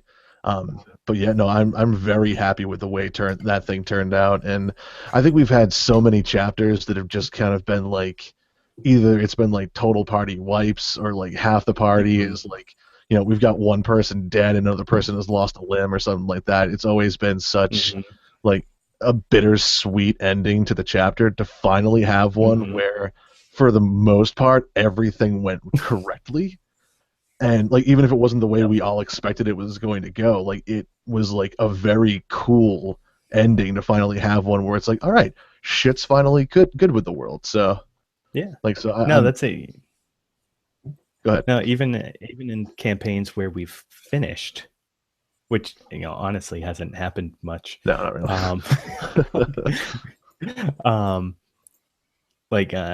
Like you said, like it ends with you guys being safe, but no real resolution to anything. So that's the one thing that I really wanted to focus in on, was actually having a resolution to this campaign. Yeah, and of course now that I feel like the while we've completed our mission of rebalancing the planes and reconnecting the material plane to all the other realms and everything, I Mhm. can't help but somehow feel like we've gone and fucked over the material plane. Oh, Like absolutely. I feel like bad things are going to happen. Oh, I cannot wait to see what happens. Oh, dude, like because from Dorian's point of view, like the mission's accomplished, like everything is back the way it should be, like nature's finally going to take its course, the scales have been rebalanced and everything. But like as a player, I'm like, huh, the material plane is screwed. so so I'm very interested to see where things go from here. Mhm.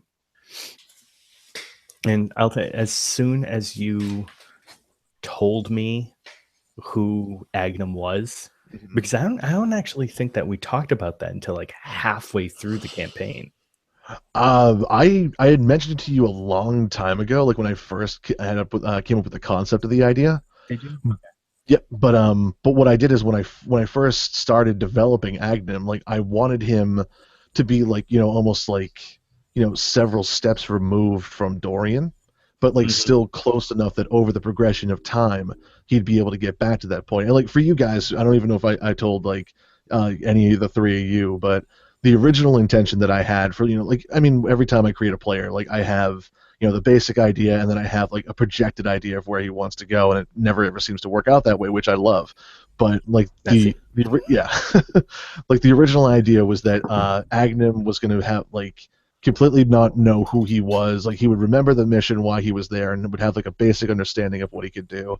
But over time, he would eventually, like as he regained more of his power and like remembered more of his abilities, he would also begin to remember who he was. But by the time he completely remembered that he was Dorian, he would still consider himself Agnem as well. And like that's what he was going to be known as from that point on, because that was going to be his name. And the original intention was that he would help reestablish like the following of Pelor, and eventually when it was his time to return to the Hestavar or Elysium or whatever, he was actually going to pass on the title of Agnem to the person he believed was the most worthy of becoming like the new leader of Pelor's people. So like initially, like when we were hanging out and it was like Leo wanted to learn about the light and like we were praying and everything, he had every intention of once everything was set back normal to go back to Elysium and to name Leo as the new Agnem. Wow. And that totally got turned around. I was actually really kind of upset with myself that I didn't go with milestone leveling earlier. Mhm. Because especially with how you described you wanted the progression of Agnum. Like if we were going with the milestone from the very beginning and I wasn't doling out XP, which you guys weren't getting a lot of because this campaign didn't really lend itself to fighting and stuff Right. like that. Yeah. Which is why I was doling out mass amounts of XP every time you found a book or a pillar or anything like that, just to try to get you guys going. So I really wish that I had done that earlier so that we could see that progression of Agnem and his memories a little bit sooner. Yeah. But I mean, by the time you guys got any type of decent level, you were dead and Dorian was back. So yeah. And I mean the flip side of that is that while the gradual reveal would have been nice, like I think there was kind of like a certain shock value to just like waking up and all of a sudden being like, I'm Dorian. What the fuck are you talking about? Like, and then for a while there, everyone was like, I think he's evil. I think like he's the villain. Like, what are we gonna do with him? Like, it was just hysterical to watch like that level of distrust just because of like the transformation like that. Yeah. Oh, just the way that the group just totally broke down on the second half was awesome. You guys were like almost a cohesive unit, and then you died, and everything went to shit. Oh God! Like for the most part, we still, I guess you could say we worked as a cohesive unit, but we all were kind of doing like beforehand. It was like the benefit of the group. Then it turned into like the benefit of ourselves, but also to service the group a little bit, but still like watch out for number one. Yeah, so, absolutely. But it still all seemed to work out decently well. Oh, though. yeah. No, it does. I don't think that we've ever had a group that got along completely. And No, I don't think not, so. Actually, not even in our very first game. And No. but I think that's boring. You need some internal conflict in order to create and drive story. hmm So Yeah. but no, yeah. From as soon as you pitched the Agnum concept and told me who he was, it a little. I didn't know exactly how it was going to happen at the time, hmm but from that moment on, I made the decision that I'm going to turn Dorian into a god to replace Paylor. Oh wow. So I basically screwed over my own god by coming up with this idea. Yes, you did.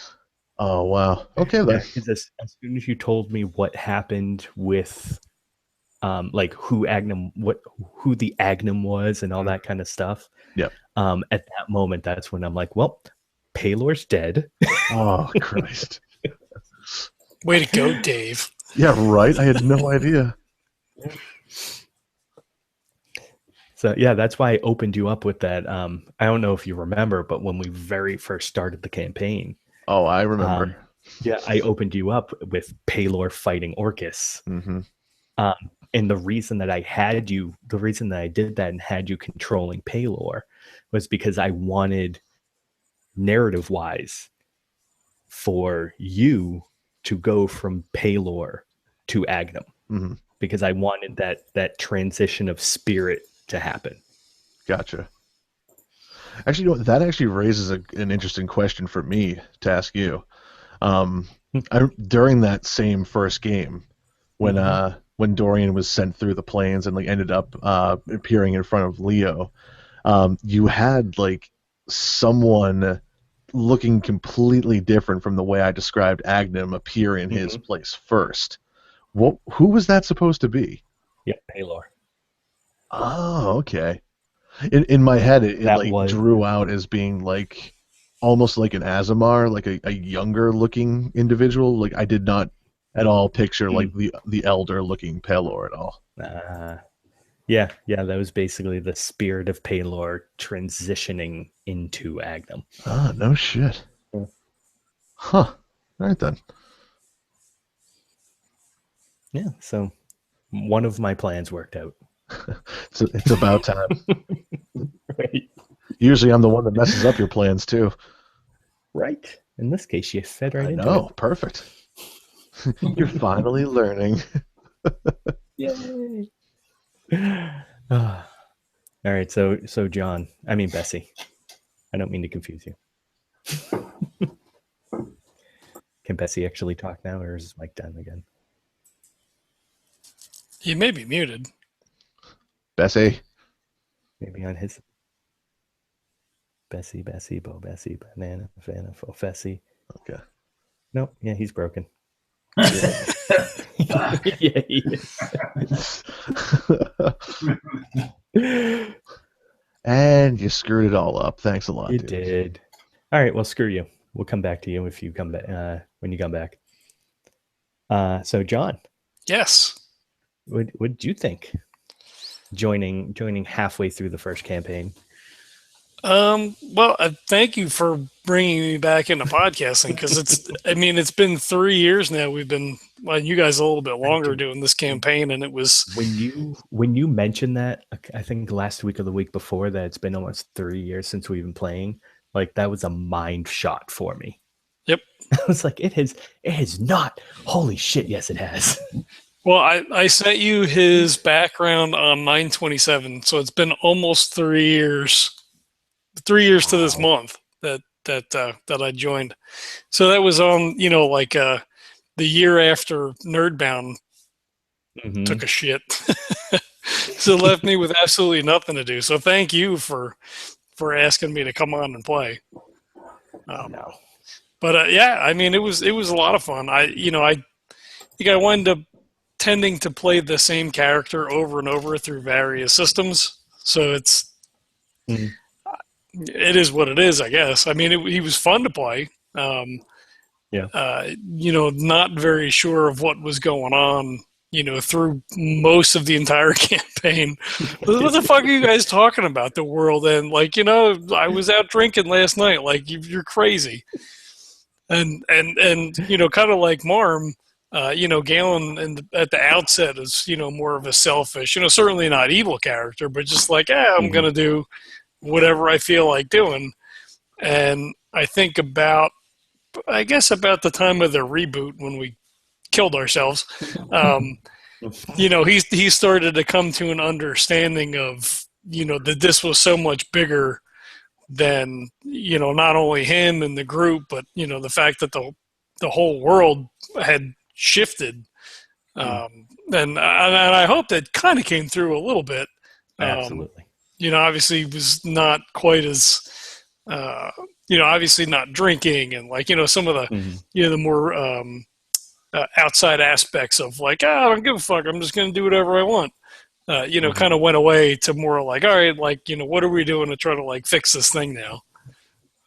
So I thought that, I mean, for me playing him, I thought that was, kind of a cool arc to have him go from, just not giving a fuck about anything to, like, all right, we have to fix the whole world.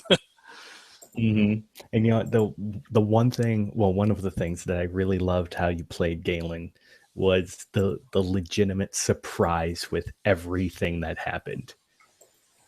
Yeah. Like, there was almost there wasn't a he was accepting of a lot of it, but at the same time he was one of the only ones that would go around, like something would be happening and he's perfectly accepting of the current circumstances, but at the same time he's like, I'm not the only one that realizes this is totally fucked up, right? Yeah. Like, we all understand that shit is fucking weird right now, right?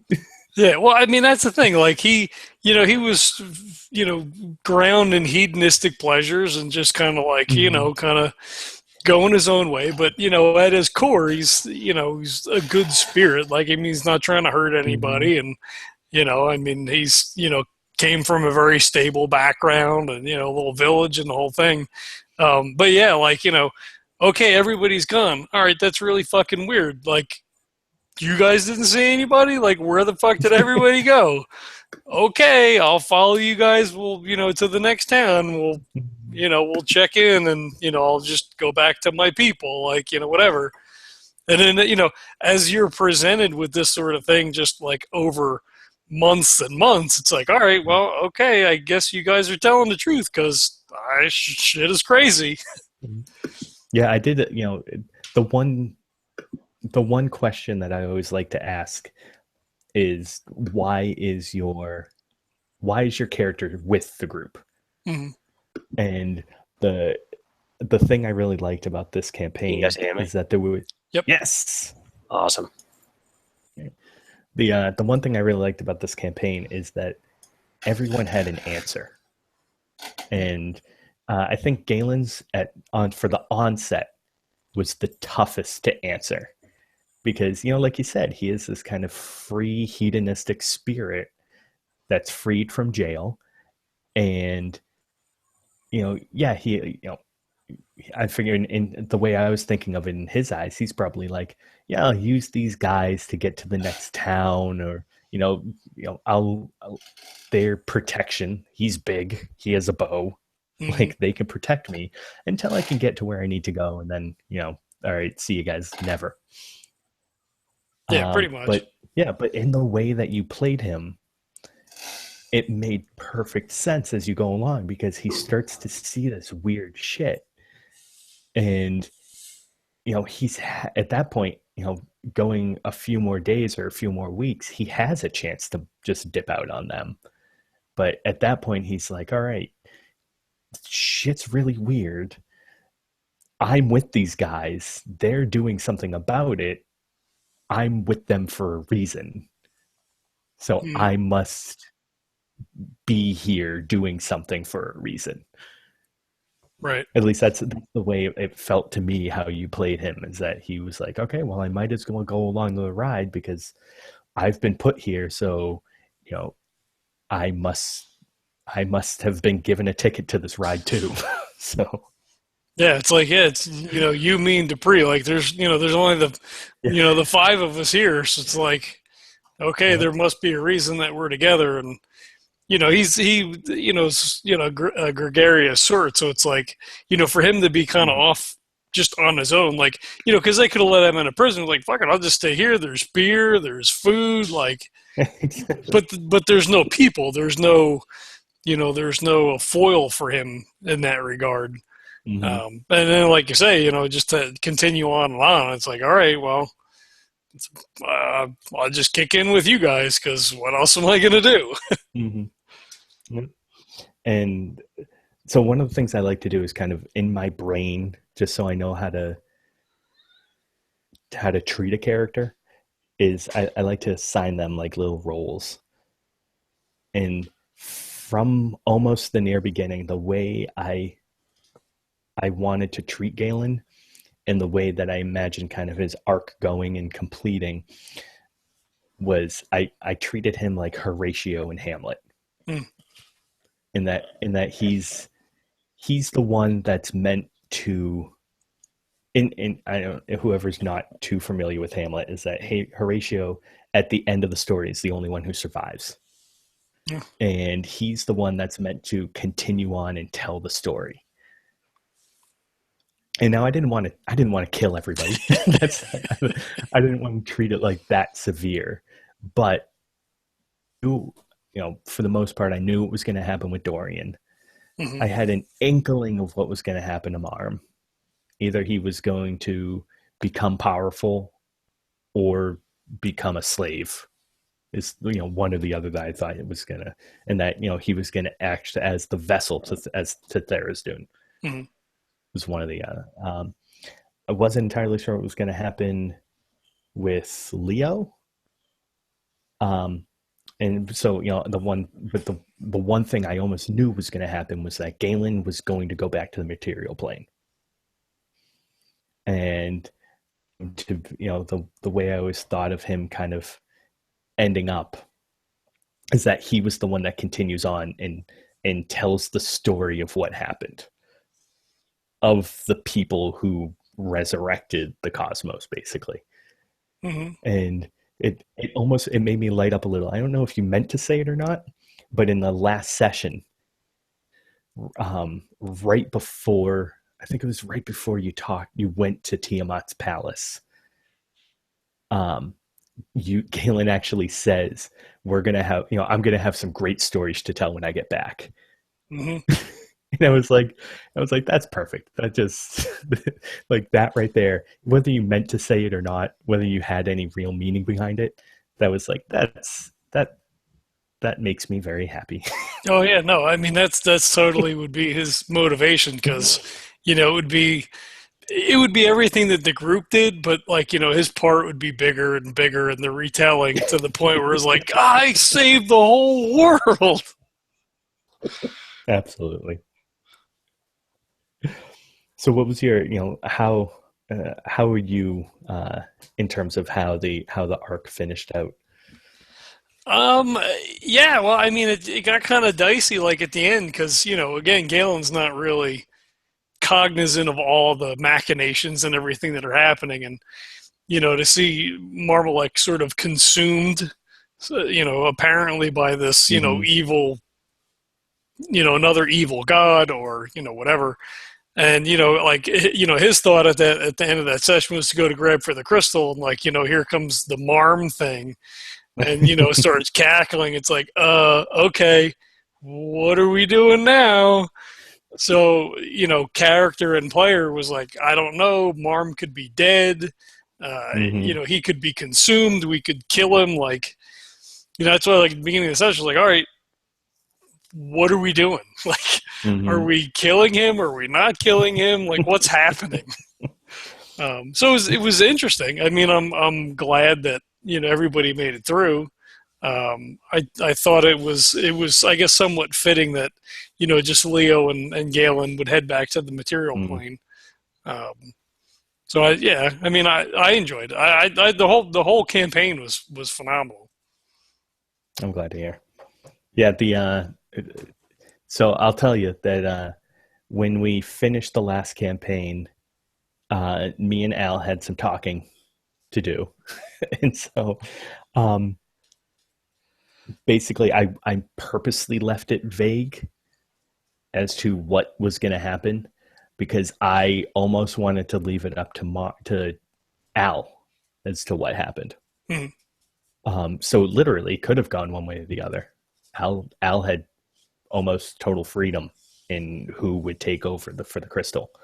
But I had an idea because of discussions that me and Al had beforehand. And that's why I like to do those questions for the group. So like when I asked you guys about your pristine, your optimal self and everything like that, that was actually to get Dave thinking about what Dorian would look like when he became a god. And so yeah, I was I forgot where I was going with that. I hate that.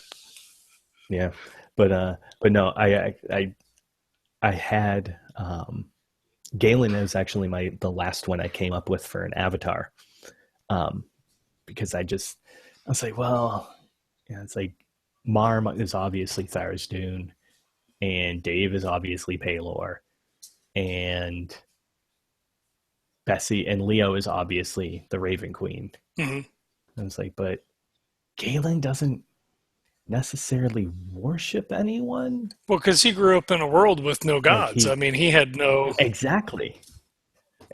So, I from his story and stuff, I know that he probably, did the regular worshiping of Brandabaris, like a Sunday Catholic would almost.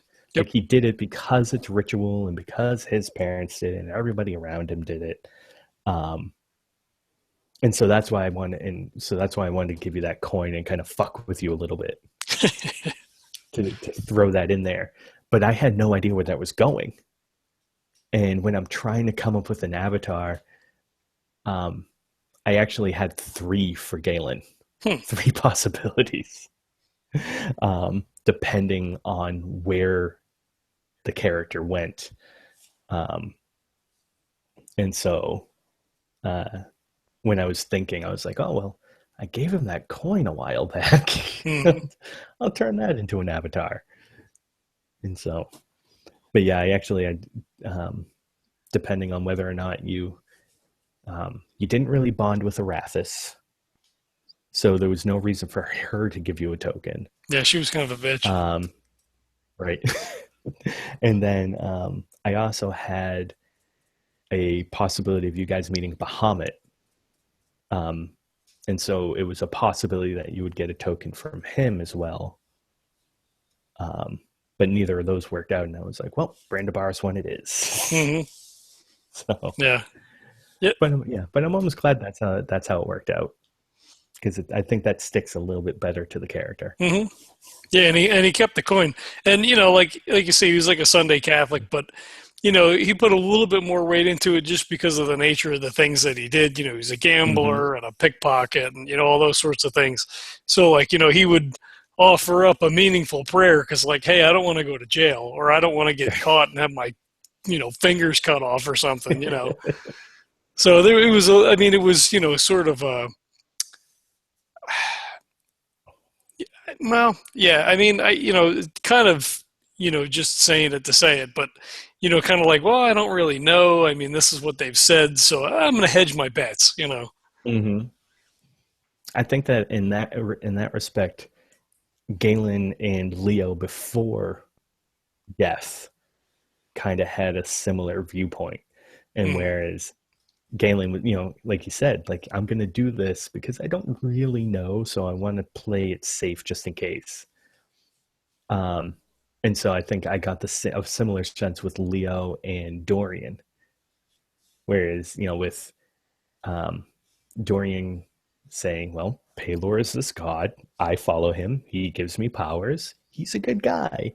And I got the sense that Leo is the same way of like, well, I don't know if he exists necessarily, but he seems powerful and he seems like he can get stuff done. So just in case, I'm gonna follow this guy and see where it goes. Yeah, it's pretty accurate. But no, I'm actually very interested to see where Galen ends up. Because should I say, or is this are we holding this back? no, you know what? If you have a concept of what's going to happen to him, that would be great.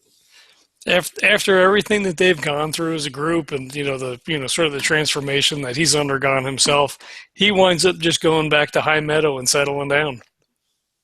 Nice.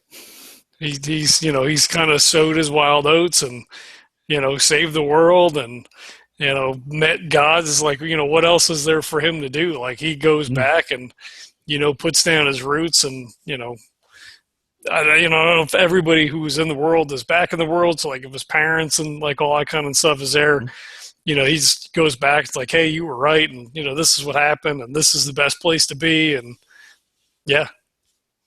Nice. I actually like that he kind of, he takes everything that's happened to him and then like puts it into a box. Like, yep, that happened. But this is reality and again. Mm-hmm.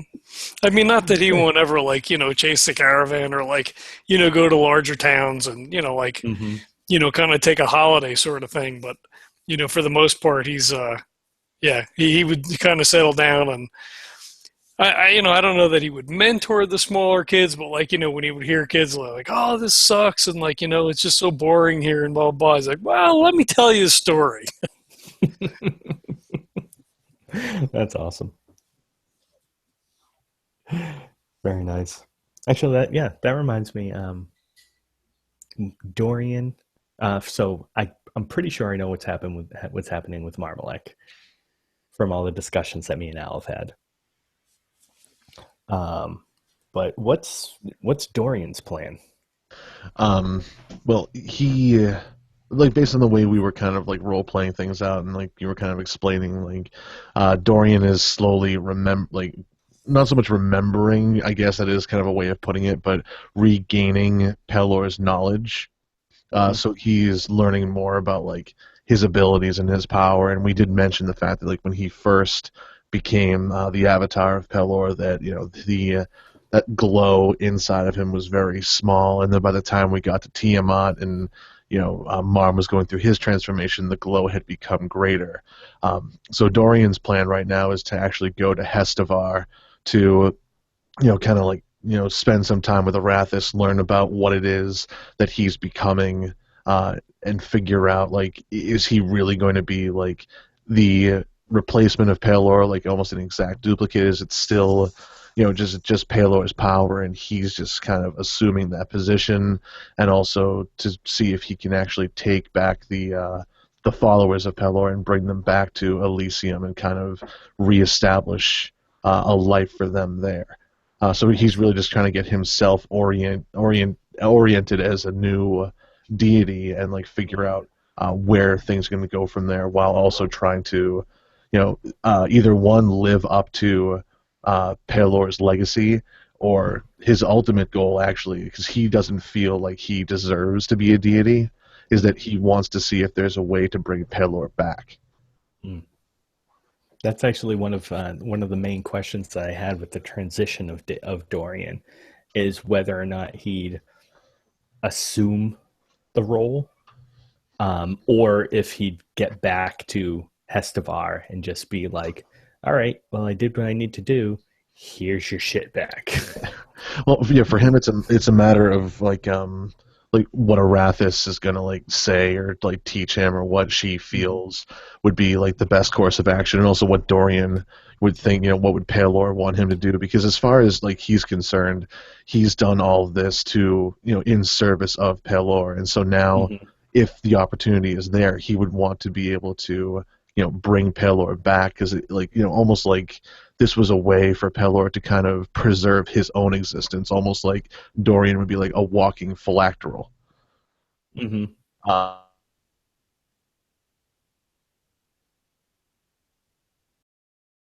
one of his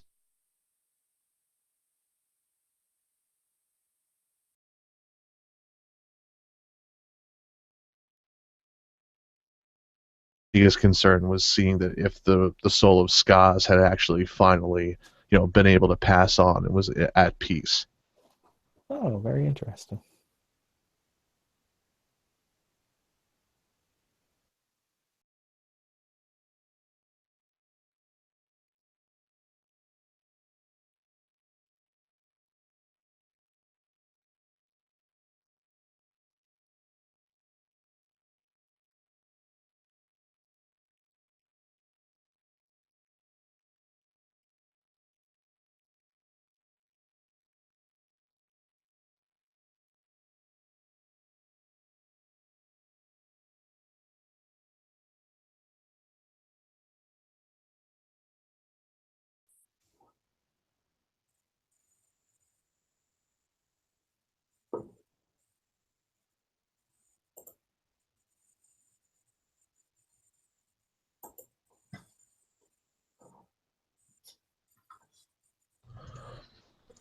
Hello, hello. Can you hear me? Yes. Yep. All right. Hear me okay? Yep. Cool. Yep, there we go. Awesome. Except for Bessie. We don't have Bessie yet. No, not yet. And he's the only one I need to talk to. Seriously. All right. Bessie's back. It looks like John. Yeah, Bessie, can you talk? Can you hear us? Okay. If you can hear us, we can't hear you. I also have no avatar from him yet. And he's gone. He came back on my screen. He came back and then left again. Yeah, I saw it too. Okay, good. And he's Oh, back. hey, there we go. Bessie, Bessie. Can you hear me? there we go. Yep. Okay, awesome. I honestly thought it was my like headset fucking up again when you guys all went quiet. I was like, son of a bitch. Oh, dude, I like finished my explanation. I'm like, no one's saying anything. I don't know what just happened. Speaking of which, how far did you guys hear of that? I heard all of it. Okay. I tried to respond to you and it wouldn't let me. Okay. So continue. Yeah. No. So yeah, that was. I think we'll have to have a little bit of a follow up at some point. Okay. I honestly now that we've started talking a little bit, I think I might.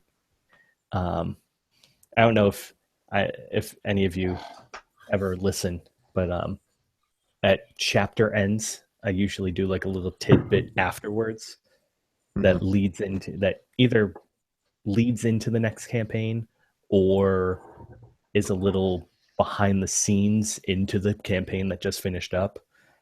So I think I might do like a little pairing off, and And we just lost Jesse.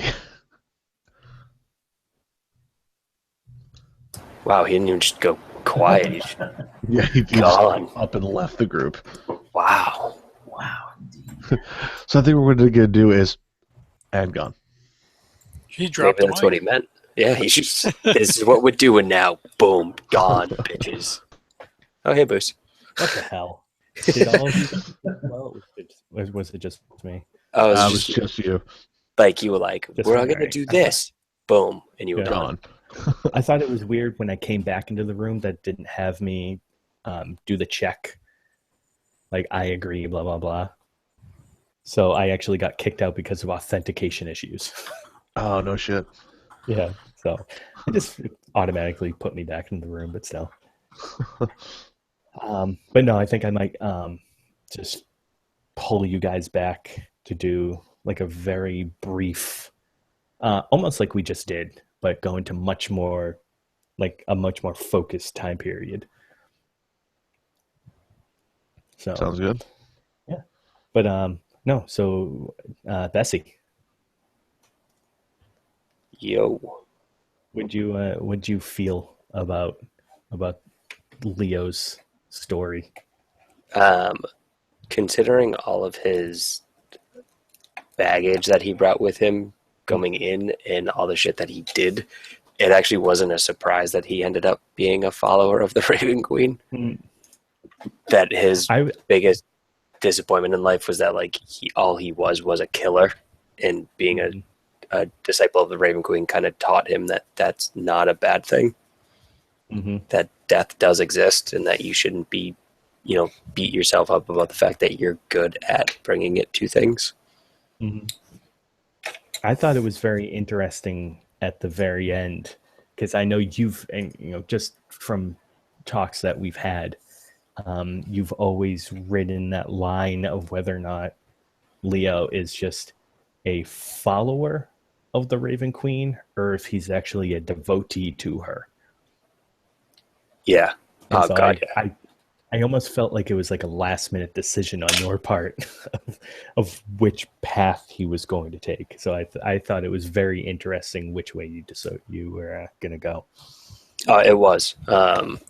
Most times when Leo had to make a decision about, how much he was going to be following the Raven Queen, I didn't make that decision out of the campaign. It was always a split-second decision, whatever felt right for Leo. Mm-hmm. So that I wouldn't really have any part in the decision making. No. So I know that at least for the last few levels, you're like, should I take a level in cleric? Yeah. Should I have take a level in hardcore cleric? Every been time debating taking a level in cleric just to piss off Dorian. Yep. But oh, you can make light? Boom. So can I, bitch.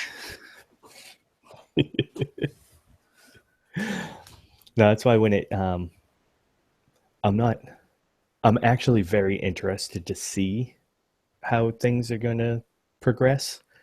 I was basically figuring that either because I almost had I almost knew, mainly because Dave, you played it perfectly with the discussion between you and Marm of having the two of you hang back and having the two Galen and Leo progress forward, because that's their world now. It's not yours anymore. I like the way that you put that. And but I wasn't sure where Leo was going to go with it, because I thought that he was either going to open up the portal and then go through, or open it up and say, all right, Galen, go ahead. That's what I was expecting. He's like, oh, you go first. And I was like, well. Yeah, honestly, the reason why Leo had Galen go first is because I was still debating whether or not I was going to follow him or not. Or just stay there and go back to the Shadowfell and learn directly from the Raven Queen. Exactly. But yeah, it just felt right for him to go back to the material plane. Yeah. I felt that there was he has a reason for either or. So if he went back to the Raven Queen, then he could, he would be following the footsteps and and go into training under her and all that kind of stuff. But if he goes to the material plane, then he is. He's always talked about the souls that have been trapped there ever since you learned about that. So I almost felt that him going back there was his attempt at assisting and kind of almost making things right there. Yeah, that's actually what I ultimately went with, was that he could go back to the material plane and actually help the Raven Queen kind of become established over there again, and make sure that the souls are going to her now and not, some other god didn't jump in and kind of take them. Right. So, yeah. Nice. And that's, I very much appreciated the constant battle that Leo had with exactly who he was and what he was doing and what his place in the world was. Because I know up until he met Dorian, he was kind of a floater. Like he just existed because he was there, but he had no purpose. Yeah. So I like how I like how you almost attached to Dorian, or to Agnem at the time, to give Leo purpose. And it was very interesting how his view changed. Not necessarily changed, but just barely shifted a little as the picture got bigger. Because, before he only had his little area, and then Dorian and then Agnum came in, and he was like, okay, well, there's a little more to things. And then he died, and it was like, look how fucking big this whole picture. There's so much more out there.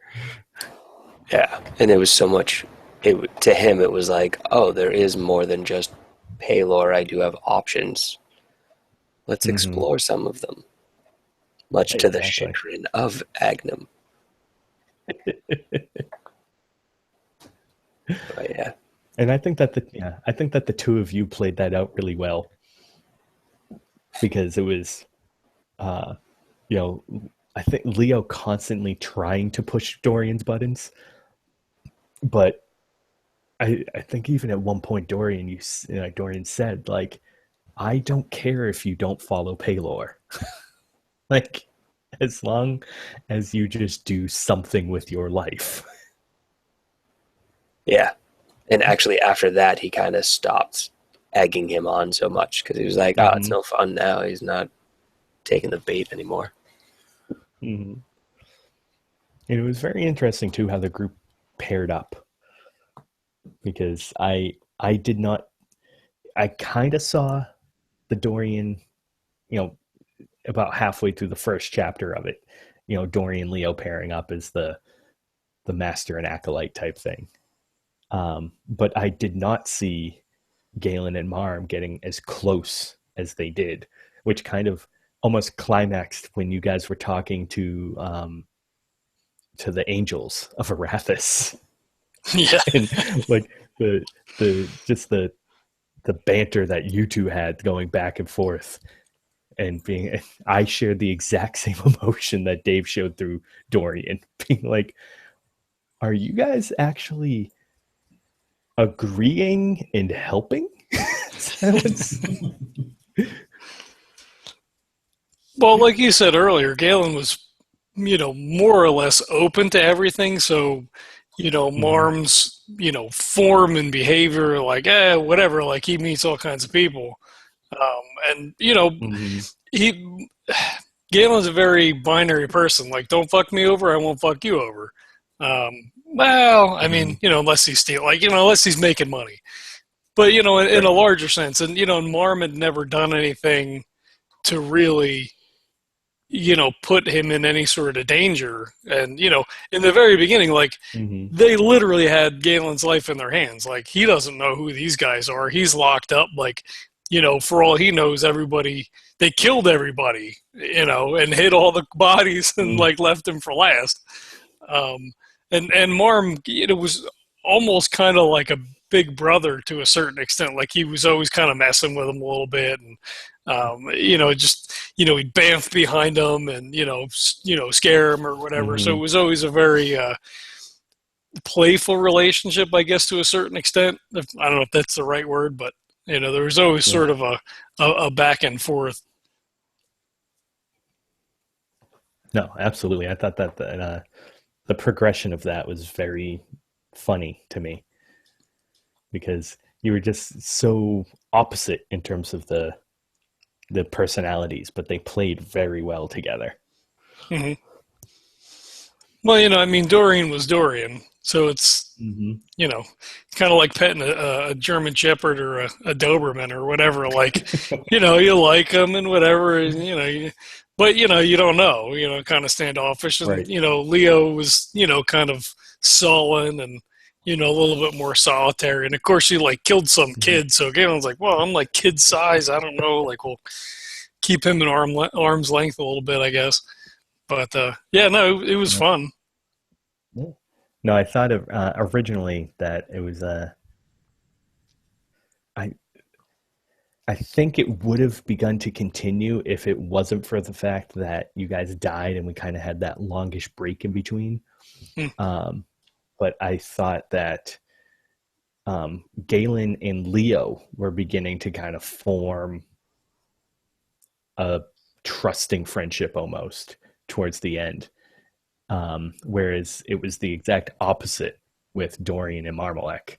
I kind of got the sense that Dorian was, or Agnum, whatever, was beginning to sense something was wrong with Marmalek Hmm. and was very much beginning to distrust him. Whereas I didn't get that sense with Galen and Leo. I think that they were still kind of going on as normal and treating Marm as like the quirky uncle almost. Yeah. Yeah. Like I said, he'd never done it. Galen never noticed him doing anything that, Mm-hmm. would have any ramifications to what they were doing in a negative sense. So he Mhm. didn't, and he could read people fairly well, but there was not really anything that Galen picked up on to be like, well, I don't know. I mean, and again, he's kind of put in a situation like, okay, I have to trust these guys because what's my other option? And then once you kind of give yourself over to that, anybody would have had to have gone, pretty far from the like, wait a minute, this Mhm. doesn't seem right. So yeah, it's gonna be. I like how it ended with the pairing, because we now have a viewpoint from going forward, have the vantage of both outside the material plane, where Al and Bessie know, and Dave, I've actually purposely kept you because I wasn't sure what your decision was going to be with Dorian. Mm-hmm. But Al and Bessie know that a lot of shit's going to happen outside the material plane, and I'm pretty sure all of you know, except for probably John doesn't, because this discussion happened at the table a while ago. But the material plane is also totally fucked up once this happens. So, Stands to reason. yeah, this whole thing is prompting the transition into 5e, as I've always planned. And as such, and also we've been playing in the same world for like 8 or 9 years now. Mm-hmm. And so I wanted to kind of shift things up. So I figured what better way than to totally destroy the material plane and put it back together. So Makes I'm sense. glad that we have Leo and Galen in the material plane to watch that change happen. And then we have Marmalek and Dorian and the rest of the cosmos to follow them to figure out how that changes. Mm-hmm. So it will be very interesting. But Dave, Yeah. the reason I wanted to kind of keep you in the dark is that I wasn't sure what you were going to do with Dorian, is because I didn't want this information to persuade or kind of put any leniency on one way or the other on your decision of what was going to happen. Yeah. But I'm wiping the cosmos. So is that why we just like appeared in a realm of nothing but the stars? Pretty much, yeah. So I created. It was actually prompted by another podcast called Godfall. It's one of the only one. Every other podcast I listen to that's a D&D podcast follows the standard Forgotten Realms pantheon, Mm-hmm. right? And it's almost a it kind of is a podcast decision, because like I always get weary about using copyrighted material. Like I know that we're not big enough for anybody to give a shit about us. Yeah. But at the same time, like throwing around copyrighted names and all that kind of stuff can be tricky sometimes. So what Godfall did is they created their own cosmology. So it's their own gods, their own creation story, all that kind of stuff. And so I was like, well, that's cool. I'll do that. It gets around all those issues. So basically I'm wiping the cosmology, wiping the cosmos, and created a new pantheon and a new cosmic alignment and all that kind of stuff. Huh. So now, Um, well, oh, I'm sorry. Keep going. no, go. You're probably going to ask the question I was about to answer. Will that include all the other gods we've been up to this point, like Arathis and Tiamat, and like you said, even you had like toyed around with the idea of us meeting like Bahamut and everything. So is it literally just going to be Dorian and Marmalek, like starting out? It will basically. So we have at the table. There's going to be that time jump. Mm-hmm. I think we're doing like a 2-year gap for anybody who didn't know. And as you guys have learned, time is really wonky Mm-hmm. in the outside the material plane. So basically, in that time, there's going to be an entire war between the deities. Uh-huh. And over however long that takes in the cosmos, basically, I'm doing a hard reset on all the gods.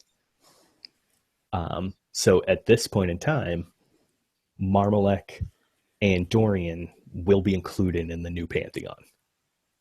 Nice. And then you guys will end up, we're going to fill in the rest of the deities. Mm-hmm. So when we're done, we're going to have an entirely new pantheon with new realms and all that kind of good stuff.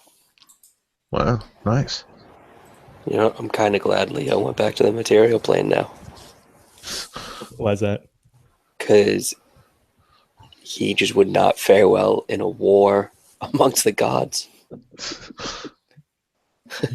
Well, I'll tell you what, is that if Leo hadn't gone back to the material plane and he went back to the Shadowfell, you probably would have said no, but I was going to leave it up to you whether you wanted him to make it into the pantheon. No. As a and not as a major deity, but there is the demigod aspect, which is like Hercules, basically an overpowered hero. So you're still mostly mortal, but you have some deific powers. I gotcha. That probably wouldn't be as So, bad, but no. he'll be Yeah, he'll be but- comfortable on the material plane. Indeed. Which I would be think that really funny. he's much more suited there. Yeah, it'd be really funny if he's like talking all this, like, you know, follow the Raven Queen, hear her teachings, blah blah blah, and the Raven Queen just doesn't exist anymore. Like, Mhm. follow this god, and then he finds out that that god doesn't exist, and it would just crush him Mhm. all over again. It's okay. Dorian is there for you. I think he would laugh. If one day he was praying to the Raven Queen, and Dorian was like, "Hey, she's dead, but I'm still here, buddy." I think he would just get up and just not pray anymore. I got you back. Just walk up and leave. But I'm a god. Yeah, that's Leo cool. walking with his middle finger in the air. I don't need you. I'm done. I quit. Fuck off. I was better off without you. No, so yeah, it was and that's also kind of I never thought, and not to downplay Galen at all, Oh, come on. because I never thought that Galen would be the one to kind of go towards godlike power. Oh, no, definitely not. And I'm glad that, you know, his role goes back to the material, and that everything kind of arcs over for him in a very proper way. So I mean, I'm sorry, overall, my daughter was talking to me. oh no, thanks. Hello, Amelia. Emily. Oh, yeah. I know. Yeah, I get- they say hi.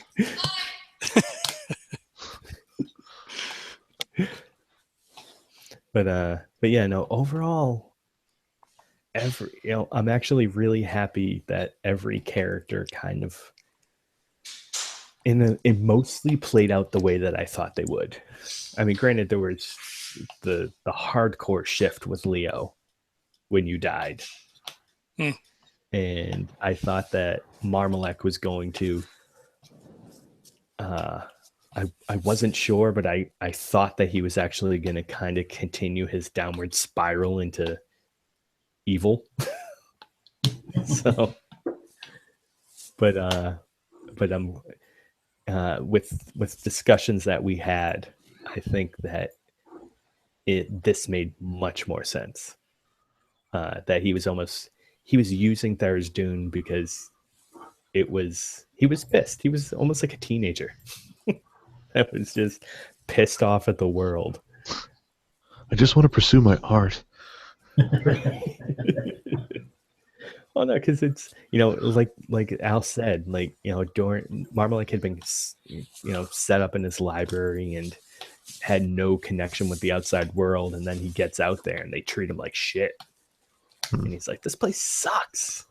And so I think he came across Tharizdun and it was like, well, his whole thing is about unmaking the world, and so if I can help him do that, then we can remake the world to be a better place where people don't just look at me and treat me like garbage. Mm-hmm. So, but then once he got the ability to do that himself, he didn't need Tharizdun anymore. Well, and, So, and I also thought that was- understanding, because as he got the godlike knowledge, he understood what Tharizdun was all about, which was the whole, like, oh no thing. Mm-hmm. So, yeah. And I actually had a couple of different scenarios for follow-up campaigns. If Marm ended up unmaking the world. So there were definite plans just in case. And I'm kind of glad that I don't have to play those out because they were hella epic. And I think this is epic enough for me right now. Damn. Yeah. But yeah. No, so you guys played this out absolutely amazingly. And most of this I could not have even thought about writing up myself. And you gave me a ton of different campaign hooks and ideas to go through. And honestly, 95% of the time, I was just going along with what you guys were doing. So I barely had to do any planning or anything like that because most of the time you guys came up with the awesome ideas and I just rode right along with it. Nice. So yeah, I can't wait to see what happens next now. Indeed. Yeah. So is there any like prep work that we should be doing for the next chapter, or I mean, as of right now, there is no next chapter. So we'll see. Honestly, first I want to see what plays out at the table. Mhm. Because I want to figure out how that world exists now. So I have an idea about what's going on, but I kind of want to take that and then hand it to you guys and be like, okay, now tell me what's going on. And so I want to see what's happening there, and then see how these characters play into it if they do, or if we just have to kind of take this concept and then figure out new players to put into it. So, but yeah, right now I'm just really excited to to relax and be a player for a little bit. Indeed. So Right on. Well, who knows if Ankle will survive walking out of that room. Just saying. So, yeah. And, I think I have a lot of ideas to mull over. And I also want to see what you guys want to do after this.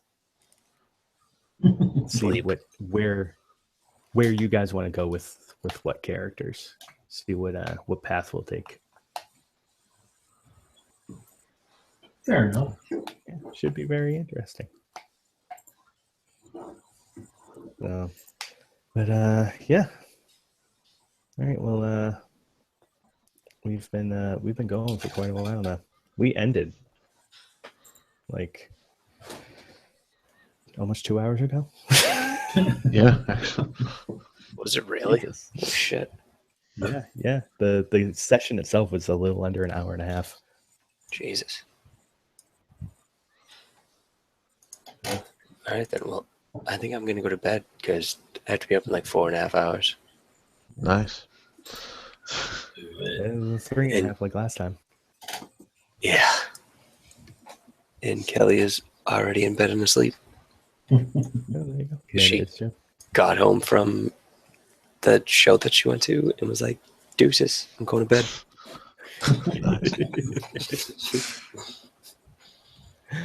All right. Well, thank you guys very much for these characters. Thank For you. This. Yeah, Thank very you fun. for running. I've had a lot of fun and a Indeed. lot of confusion. Fucking quatrains. Yeah, right. I know. There were so many times I just wanted to be like, no. But, You're doing it wrong. Listen, I know there's like 1,000 ways to translate these, Mhm. but I only want one, and you're There's just- not using the You're right not one. doing it. You're not doing it. It's like I Oh, can multi-tool, but all I want you to use is the scissors. Dude, I'm just glad I finally got to use that bow that I've been fucking Right? carrying around with me. Okay, just for the record, I've had 2 levels in Soul Bow for like months. You're fucking kidding me. Like, no lie, what are we, 10 right now? Hmm. I took like my 5th and 6th levels or something like that were levels in Soul Bow. Like, it's just waiting for the right time to pull it out. And then every level after that, Bessie's been like, I don't feel right taking another level because I haven't used any of my abilities yet. Yo. Yo. Yeah, you've had that idea for Yeah. using the sword that the Raven Queen gave you since you got it. Yeah. Ever since I found out it was psychic damage. That's why the sword's been talking to me for months. He's been, training me on how to use it without realizing it. Huh. Oh. All right. Yeah. But as Boost said, it was like the perfect time for that to happen. Mhm. And also, you don't know, Galen's a barbarian. That wouldn't surprise me. But no, yeah. I'm almost kind of sad that this is ending because I really like these characters. Maybe I'll just bust you guys down to level 1 and we'll do it all over again.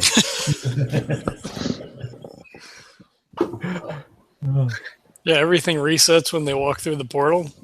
Oh, how fucked up would that be? Galen steps through the portal. The fuck? Why am I in a prison cell? Oh. Wait, haven't I always been here? Yeah. Why do you Memory take all wipe the too. cool ideas from me. All right. Well, on that note, Yeah. All right. Good night, guys. Night, guys. See you later. Have a good night. You too.